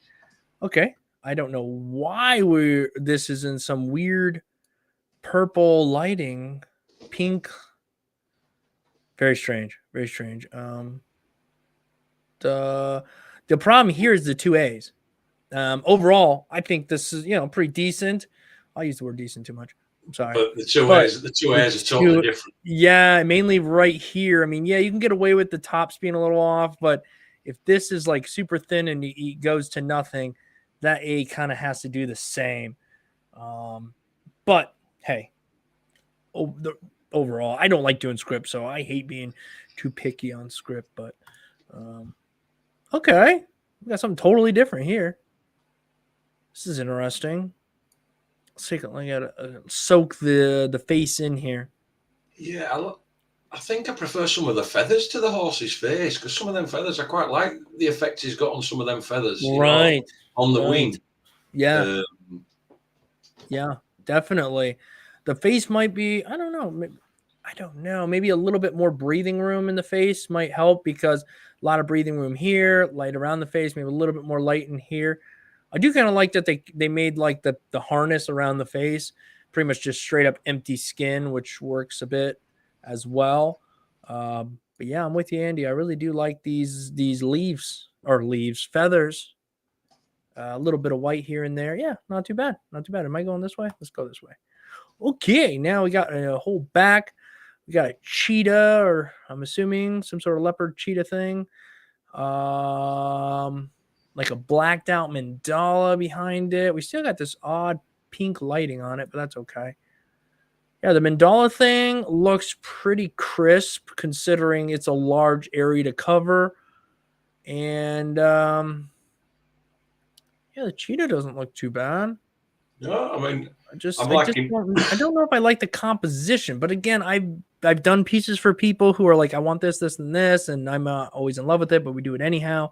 I think it looks really, I really do like the eyes in this one too. Maybe it's the composition. Maybe it's the random flower on top of the head. Yeah, I think if I would have preferred it without the random flower on top. You just beat me to that one. Yeah, maybe put it next to the other flower or something, so they're at the bottom. Two at the bottom, and then brought the mandala down to the cheetah's head. Yeah, but I'm with you. I mean, he's got some nice going on in the cheetah's eyes, and overall, I mean, the cheetah's not bad. I mean, first, no, I really love them eyes. It's a horrible thing to do, his fur. Yeah, I don't mind. I mean, I do mind it. But yeah, I do just like how they, really got some detail, and we got some like darker blue, a little bit of light blue, Yeah, different. A lot little of bits of times white, when and everything.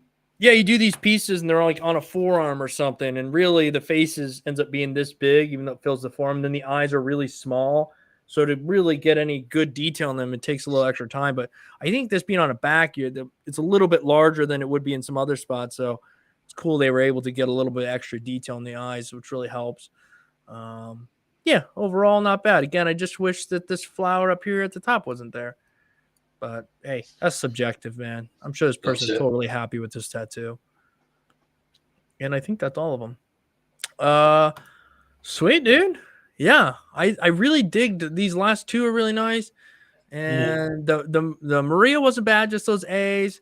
And I really did like how dark this one. I did. There's just some little things in there, but again, you're gonna find all the same things in my own work as well. So Oh, it's all right. just pointing them out because you send them to me, not because I'm somehow better than somebody else. Got to constantly say that because if not, people, oh man, we've already seen these already. We've seen that.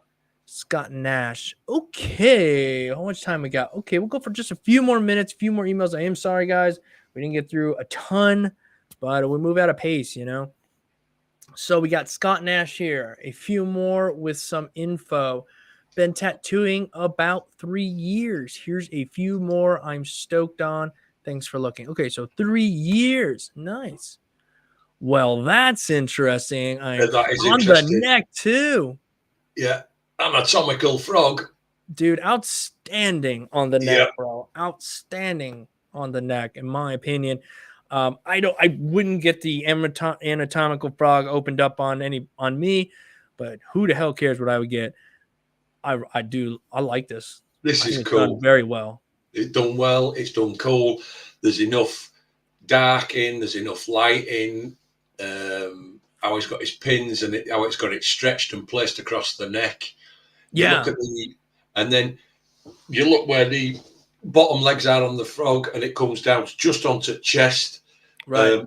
And look how crisp he's got the ends of the feet. I mean, this, like you said, I wouldn't personally have this on myself, but this is, I like this piece. This is such a cool piece. Well done. Well done. Okay. Very different piece here. Maybe, I'm not sure. Is this like, I don't know. Is this like pointillism or something? I'm not sure. I'm not really, it's really savvy when it comes to different styles of art and drawing. No, neither am I. This looks a bit, how can I put it? I don't know. Disjointed, if that's a word. You can just about make out the woman on the right. I know that there's some sort of female form on the left. Right. But everything else in between is really quite hard to read. And I'm not saying that from a point that it's badly done, because looking at the lines, looking at the dots and everything, it's not badly done. It's putting the skin well. Right. It's just from a legible point. The part on the left, as we're looking at it, is harder to read than the part on the right. I don't know what's happening. For the style that it's done in, to me, it's very busy. Right, and I'm with you, Andy. I don't know if this would be supposed to be, because tell me about this other piece. I mean, this is executed so nicely. I'm like, okay, clearly you know what you're doing. So clearly this is meant to be this way. And I'm just saying, I think we're both saying, like, that's cool if it's meant to be this way, but it's hard to read regardless. Now, love this. Yeah. Love this, man. I like this. This guy did 1, 2, 3, 4, 5 eyes, and they all have to be relatively the same, with the same eye lashes, brows. This is cool. Is this on somebody or is this on fake skin? It's on somebody. Yeah, it looks to be on somebody. Some curve in the body. That's cool. You got a mole. You got a mole, freckle or a mole on back, and it looks, or whatever it is. This is a cool piece. Yeah, this is cool, and it's like the stippling is like really heavy, like as far as the dots are thick, bold, whatever liner shade or whatever you use is like a thicker one. And a lot of times you see it's done like super, super softly. This is done a bit more harshly, but not in a bad way. And I think it was just done really well. It's cool. It's a thick dots that got the effect. The nose it just looks good, man. I'm just really digging this one a lot. It doesn't look a massive tattoo either. To be done, but I also like, if you look in the actual main figure's hair, where he's put the white in, he's used a mag, but he's slowed it down, and you can see the rake marks of the mag to give the hair strands, which is a cool trick to pull. Yeah, may just kind of drug the mag across. Yeah, and just got some nice rake mark lines going through it. And well put highlights too. Put the little highlight in the eyes and left a little bit in the hair, and kind of like, that's it. And that's it. It gives that wet look on the eye. Yeah. Really do like this. Super cool, in my opinion. Super cool. Yeah. All right. On the belly, right above the belly button. So naturally, I want to say, oh, this circle isn't perfect. But man, our circles are pain in the button very hard, especially right on the stomach too.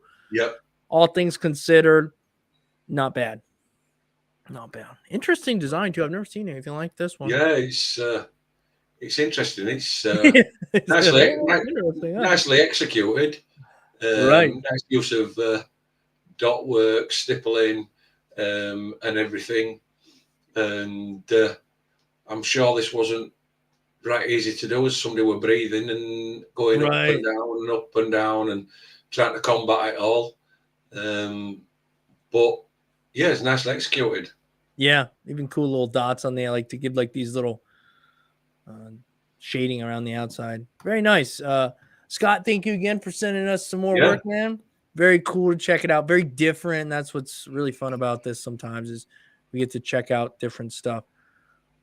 Okay, I'm pretty sure that was the same person. It says Scott Nash. Yep. All right. Next up is Victor. Hey, I'm Victor, tattoo artist for almost 2 years. Not my usual style. Here's my recent work. Okay. Oh, I do like this. I love how he faded this. He faded that out right into the bird.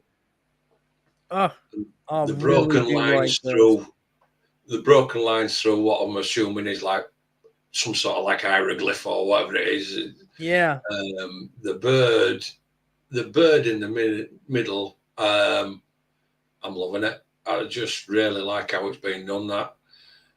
And this piece is super cool. I mean, like you say, them little semicircles, how they faded in as if it's like a dry brush effect. Yeah. And then even the bird too. Like, I like how it fades out, but then you get these little dark bits here and there as well. Yeah, very inspiring. I like this a lot. And then these like marks through the piece itself, these intentional. Yeah, it's just really nice. And we were zoomed in on that quite far as well, and it looks very nice, even zoomed in that far. I believe this is the only piece sent. Nice job, man. Nice job. He said, not my usual style. I get that, but man, very cool. I love the time you took to do this nicely. I appreciate that. Alex Lopez, I recently did 2 baby blue strips with a new ink I got. What? I recently did 2 baby blue stripes with a new ink I got. It's interesting. Not sure if the ink was crap or maybe I exposed the fresh skin to the sun, causing a reddish sunburn. Should I just go over it again with the same ink or different brand ink? What brand ink do you have? What is it? If you tattooed yourself, if you have a tattoo, keep it out of the sun. There should be no question whether it got sunburnt, because it shouldn't be in the sun. Cover it, do whatever, you know. That's just my opinion. Let's take a look at what we got here. I don't know, man. Baby blues there's a lot of white in them, I think, and they can be a bit harder to pack. If I've ever had an issue personally with a color, and it was a brand, actually, I changed brands and it helped. I think I have an Eternal baby blue I use now instead of an Intense, and that helped out a lot. But I'm looking at that left-hand blue stripe at the bottom, and it looks quite overworked, chopped. You know, under the stars, it looks quite chopped up and overworked.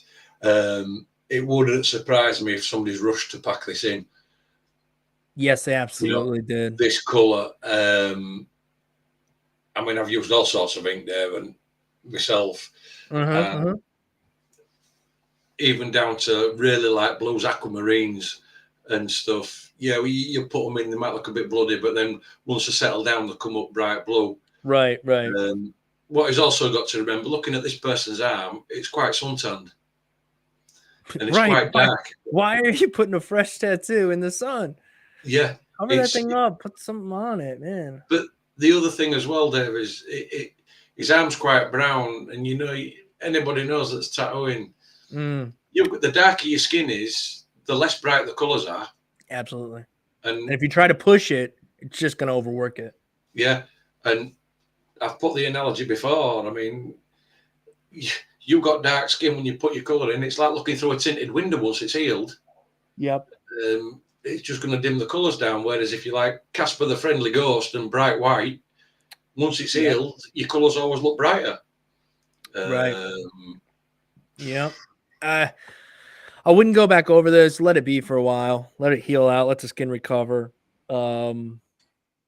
Yeah, I know. And again, I mean, could it be the brand? Sure, but it looks like more of an application issue than brand. Unless you're getting, I mean, still be careful what brands you get. Don't get the stuff that's sent in these tattoo kits that are in these little weird bottles and no name brand ink tattoo. Use whatever brand machine you want. Heck, even needles. You want to use cheap needles, that's fine. But do not skin bat on the ink because that's actually going into the skin. Use a reputable brand ink, and that's just my opinion on the matter. Okay, well, that was interesting. Alex, I wish the best for you, man. Chris is up next. Okay. Chris Ryan, 2 tattoos I did on myself. The snake was done 3 months after the crocodile. Snake was done 3 months after the crocodile. Okay. I've been tattooing for about 6 months. Would love to hear what you have to say. So the crocodile was done 3 months into your 6 months of tattooing.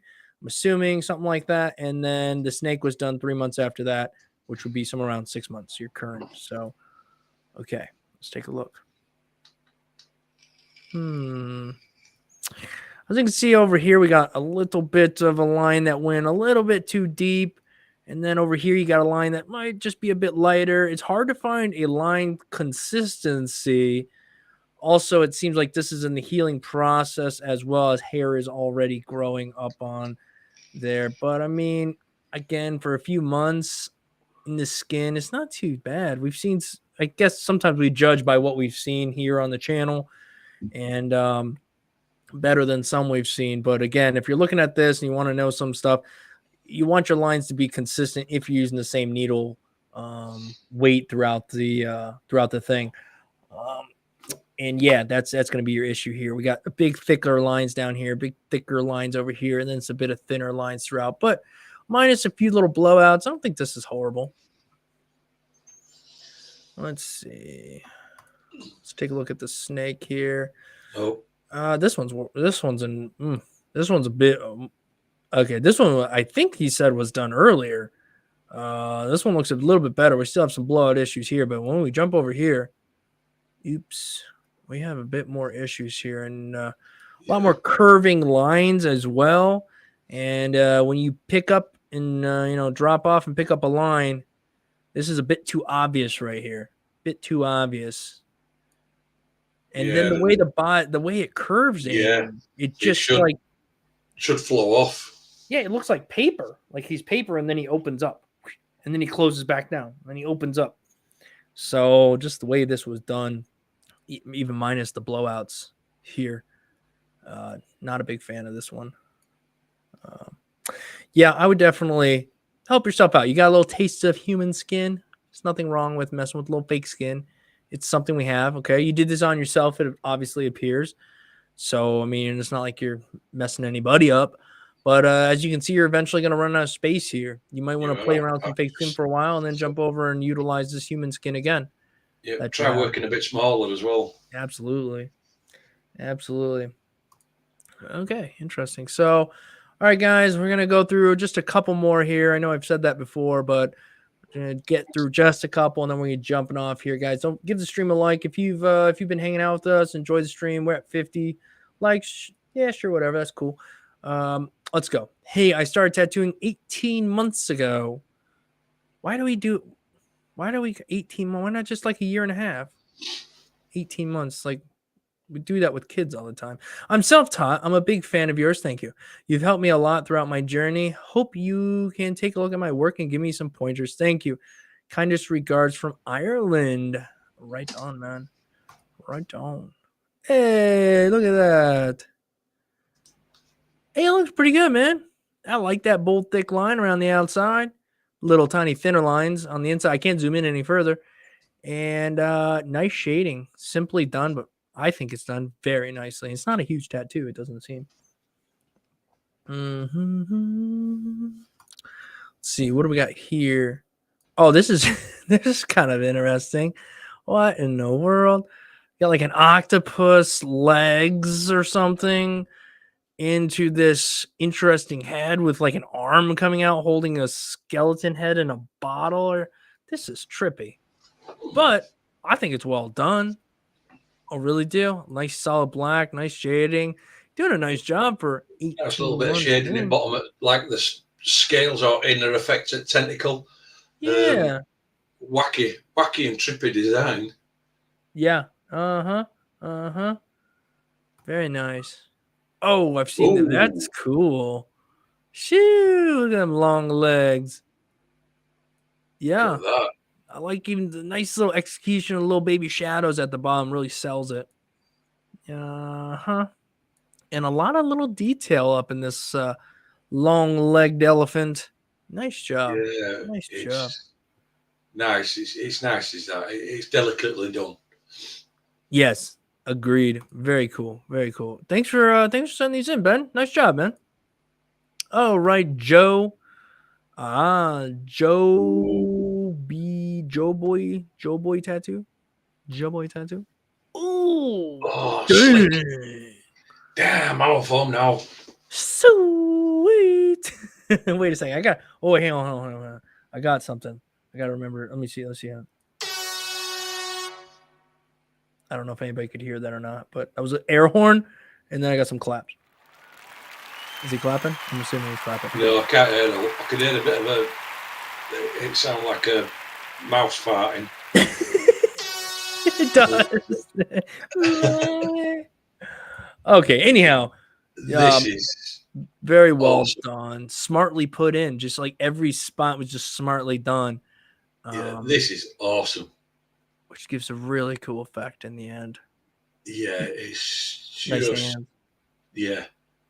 I mean, I'd just even be wrong to critique anything on this. Right. I don't want to say anything. It's so nicely done. It's so nice. It's nicely done. Yeah, Joe, thanks for showing us this, man. This is so cool, dude. Could spend quite a while just kind of observing it. I really like this like translucent look you have as well. And yeah, all the way down to this nice gray in the background here. It's just cool. It's just cool. Well done. Really nice. Well done. Well, guys, I'm gonna leave this up here. We'll talk for a few minutes. Is that snow? Hold on. I've got Snowy. That's my piece. I posted some more, a few emails above. So this is Snowy. Are you Joe? Because if you are, this piece is awesome. Yeah, if that's the case, let me see. Joe, you're there as well. Oh, yes. Okay, we got to do just a couple more when we get to Joe. So you guys can thank Joe, okay? Because we're going to end right here, but I want to see some more Joe's work. So Carlos and Justin, we're going to take a look at yours because it would be wrong for me to just jump right up to the other Joe email. So we're going to drag this on for another 15 minutes. So yeah, I am an apprentice. I've been tattooing for 2 months. Okay, so you say it's been tattooing for 2 months. Maybe you've practiced longer. I don't know. We'll take a look. Let's see what we got. Oh, wow. That's a pretty clean LA, man. Whew. Nice. It is. Nice, thick, bold, crisp lines there. Yeah. And God, they're straight. Yeah. They're straight and they're in line with each other and everything. That's it's clean, so man. simple as this tattoo is so simple, but it's so nicely executed. It looks great. Yeah, that's a banger right there. What do we got here? Let's zoom in a little bit. Yeah, this is some fine line stuff. You know, Yeah. there's a few lines, but you're gonna see the same crap in my work, and so I'm not gonna sit here and give anybody too hard of a time. I feel like obviously it's unfinished, unless well, I mean, to my opinion, it's unfinished. It either needs more lines in there to give it some more whatever, or it needs um some whip But shading, or this looks like the reference that is in the tattoo challenge. To yeah. be quite But honest. then again, you don't know whether if he's just learning, he's just 2 months in, you don't know whether he's decided to outline this and leave Oh it like that. yeah. And then they're coming Right, back for another sitting and he's going to shade it, whip shade it, color it, or whatever. But I mean, yeah, you're right. He is just a couple months in, so it might be something where it's like, this is what I'm just doing lining. And for just being a few months in, or a couple months in on human skin, he's done a nice job here. yeah, Definitely could pick the lines here and there, but um, you could pick my lines out too. 777, nicely done. These little clean tattoos, this is what it's about, but they're just nicely yeah. done. And they're Nicely. all them sevens were pretty much equal to each other. This is solid. Minus this one little bit here, and it could just look Yeah, a little wobbly. Really, the lines around here are real solid, smooth. The black is really saturated, and that 25 is banging. It might be a bit too much black, but again, obviously, this is what it was supposed to be. They agreed upon it, I'm imagining, and yeah. nonetheless, it's pretty cool. All right, yeah, nice little clean banger, in my opinion. Again, the line's not bad. There might be a little bit of a blowout over here, but you know what I mean. I'm nitpicking potentially. Uh, Again, nice job for just a couple months in, Carlos. I'm glad we got to take a look at your work. Yeah. Glad we Couple went up of a couple more. I could have yeah. missed out on this.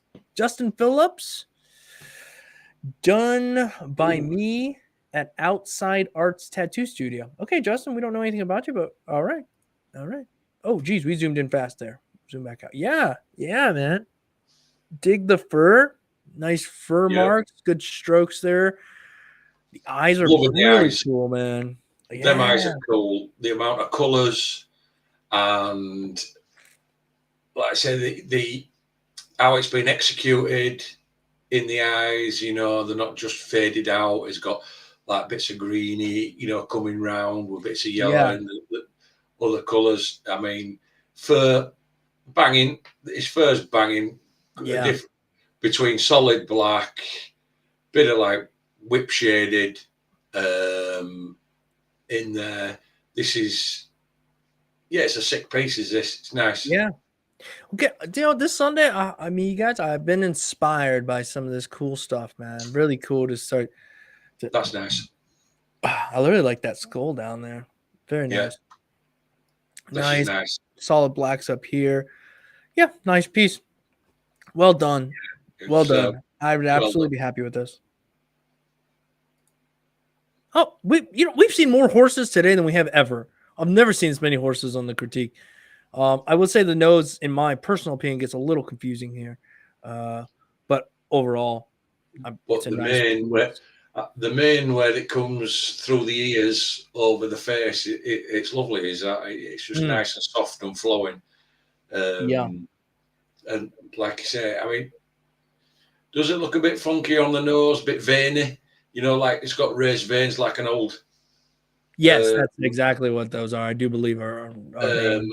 But it's a nice piece. It's well done. Mm-hmm. I'm never going to take that away from this person. It is well done. It's really nicely executed, and I'm sure the person that's wearing it is absolutely stoked, you know, to have it on them. Boy, I'm really glad that that Joe sent such a nice piece here, because we were going to end it right there. We were past our time. We're well past the time, but I always hate to end. We saw Joe, and we got to see these other great pieces from these really awesome artists, guys. Thanks for sending them. Thanks for letting us take a look at them, share them with people. It's just really cool. Really cool. So, Joe, we're going to take a little bit more look at some more of your work, Joe. All right, so let's hear what you say. Sorry, I sent you an email before with no text. I'm self-taught for 6 years. I'm a full-time dad, and I work 1 day a week doing 2 to 3 tattoos a month. Technically, I've been tattooing full-time for less than a year. Let me know what you think. I think you're doing awesome off this one tattoo alone, dude. Yeah. Oh, super sick, dude. All right, so let's move on. Oh, Wow. dude, get out of Dodge, Wow. bro. Ugh, ugh. Love it, Your black, man. Love it. this Joe, your black and grey is on Oh, point. I mean, yeah. and your Oh, attention to man. detail and everything, it's like, wow, this is Awesome, dude. So absolutely cool. shit hot. You know what I mean? Look at these. Pardon I my love these French. eyes, man. Yeah. Love This is what I'm those saying. eyes. The attention to detail that is pulling. I mean, look at the teeth. You know, Yeah. look at the front teeth, and he's even got like the little chip in the bottom of the teeth and the black and Right. everything. Right. That Yeah. I mean, yeah, Yeah. yeah. We've This is seen a awesome. lot of these. The face, the clown. Is this it or something? I'm not familiar with. Yeah, Yeah. So, we've seen a lot of them, and we've seen them decent. We've seen them very poorly done. Um, but this is nice. And he says he rushed the hair. oh Sure. yeah, Even I cool. mean, come on, man. That's Yeah, come on, you're taking piss you now. get You to know the what I mean? you get to the top of the arm. You're tired. Your client's tired. I get that, and it's still executed nicely, dude. Um, let's see what we got next. Oh man, this is Oh, cool this is too. gorgeous. I love the concept here as well. Love the hands. Love that, Yeah, especially and that they're foreshortening of that front hand on the bow. true, and I love the like the fuzziness you get from it, the out Yeah, of focus look. And then again, man, slaying these eyes. Even though this one's like less complicated than yeah, the other one, in my opinion, still very nice. And the detail in the headdress here. it's Uh, phenomenal. The bit that wigs me out and weirds me out sure. a little bit on this, if you drop down to the stag, elk, or whatever, Yeah. and it's just, I understand what he's done. That left hand leg underneath it, if you look at the right hand leg, it's got some definition, but that left hand leg looks like a square block that comes down. And that's just a bit out of all this piece. It's so good, is this piece.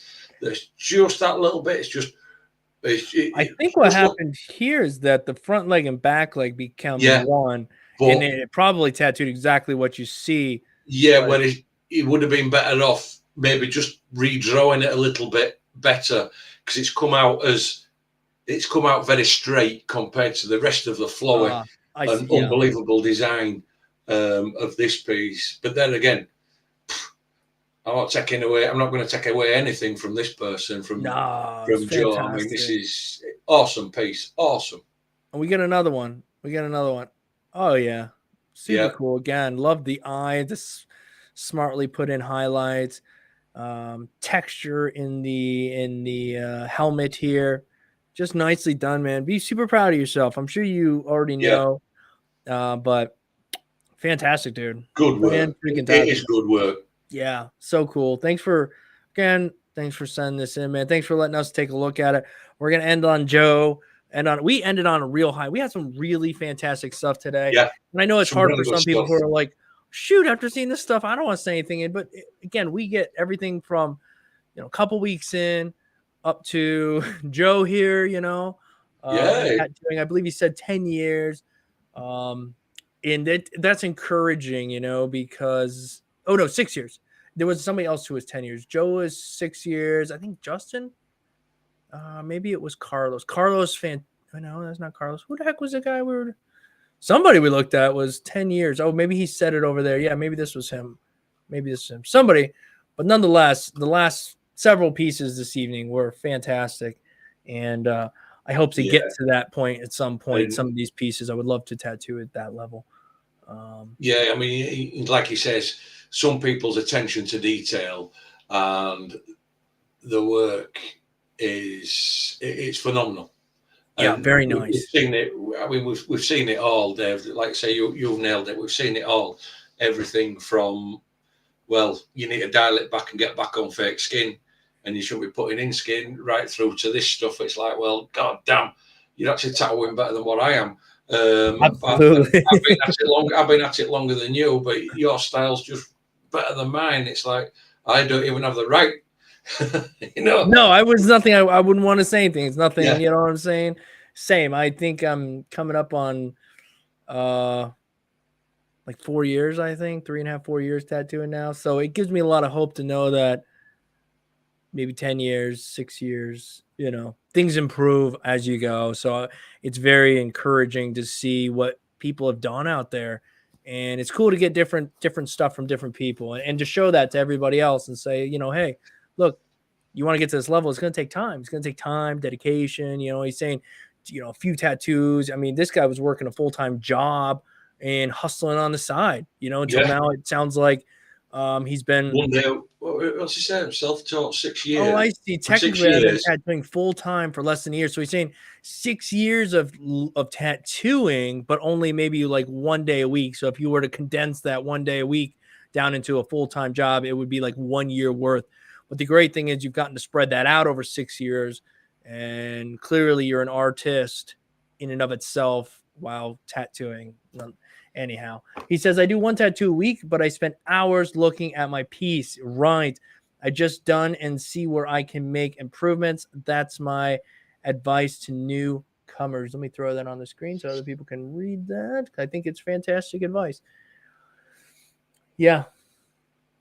So, guys, if you're here, give the stream a like. It was a fantastic stream tonight. It was awesome to come back after, being gone and Andy being on holiday. To stop back in and be able to take a look at a variety of pieces, be inspired this Sunday. And I just want to thank you guys for being here. Andy, do you have anything you want to say as we depart? No, it's not, like I said, nice to be back. I think, what did I miss? I think it was 2 weeks. Two critiques I missed. I think you actually done one and you had to miss one yourself. Yep. It's actually nice to be back. I've been looking forward to it. Same. I mean, there again, you have said there won't be one next week. Yeah, I'll be in Virginia next week. Yeah, you're out of town. But like I say, no, it's great. It's great to see people in chat. Usual, there seems to be a few new ones floating about that I haven't seen. And other than that, it's I've enjoyed it. We've seen some really good work. Absolutely. And what can be achieved in a relatively short space of time for some people. Right. And the people who sent the work in quite humble individuals as well, which is a hard thing to find. I find, a lot of people that kind of hustle on their own, work this stuff out, tend to be, some of the most sharing and humble people. And I just appreciate that mentality in an industry that's not really full of that. I think there's more humble people than we know of. Yeah. But you don't see it all the time. They certainly don't portray that. It's not what you'd call a welcoming industry for newcomers. There's a lot of artists out there which I'd say that are full of self-importance and full of their own self and basically stuck up their own backside. And there's no need for it. There is seriously no need for it at all. Because at the end of the day, I mean, information should be free. And nowadays, with technology and everything, YouTube and internet, it is easier to find answers to questions. So, and most of these artists that are full of their own self-importance, they've all started in the same place as everybody else. That's right. I think it comes from fear. A lot of people it comes from a place of fear. They're just scared. Can't understand it. Yeah, it's like I don't want somebody else to know what took me years to figure this out. Why should I let somebody else know it? I understand that, and but I just hate seeing people struggle if they don't have to. You can help somebody else out, do it, or help guide people along because we're only gonna be here for so long. Pass some information on, help somebody else out. They still have to work hard. You still got to put in the work, no matter. I mean, you can go watch 1,000 videos about how to do everything. You still have to go and put in the work because just because you watch those videos doesn't mean you're going to hit the skin and just, all that information is translated immediately into your work. It's hard work nonetheless, just save you in some human skin in this industry, more so in others. I mean, sure, if you want somebody to struggle painting, you go paint, you oil paint until you figure it out. You go do that until you figure out, well, some people are going to figure this out the hard way by destroying a bunch of people's skin. So in a lot of ways, you can prevent that by helping somebody out, directing them. Sometimes you just need a little bit of direction. That's all. But yeah. Oh yeah, good point, Smoke. You should be flattered that people want to learn your trade. If everyone wanted to learn soccer from me, I wouldn't say F you. Right on. That is a good point. But again, guys, I thank you all for being here. As always, we will see you guys in the next stream or the next video. This is episode number 32. Not bad. So maybe we'll celebrate episode 100 sometime in a year from now. Nonetheless, guys, Tattoo Challenge, link in the description below if you want to get involved in that. Go follow Andy on Instagram at LSInc2019, Facebook at LSInc Tattoo, and myself if you so desire. Anyhow, guys, I appreciate it again. Till next time. Peace.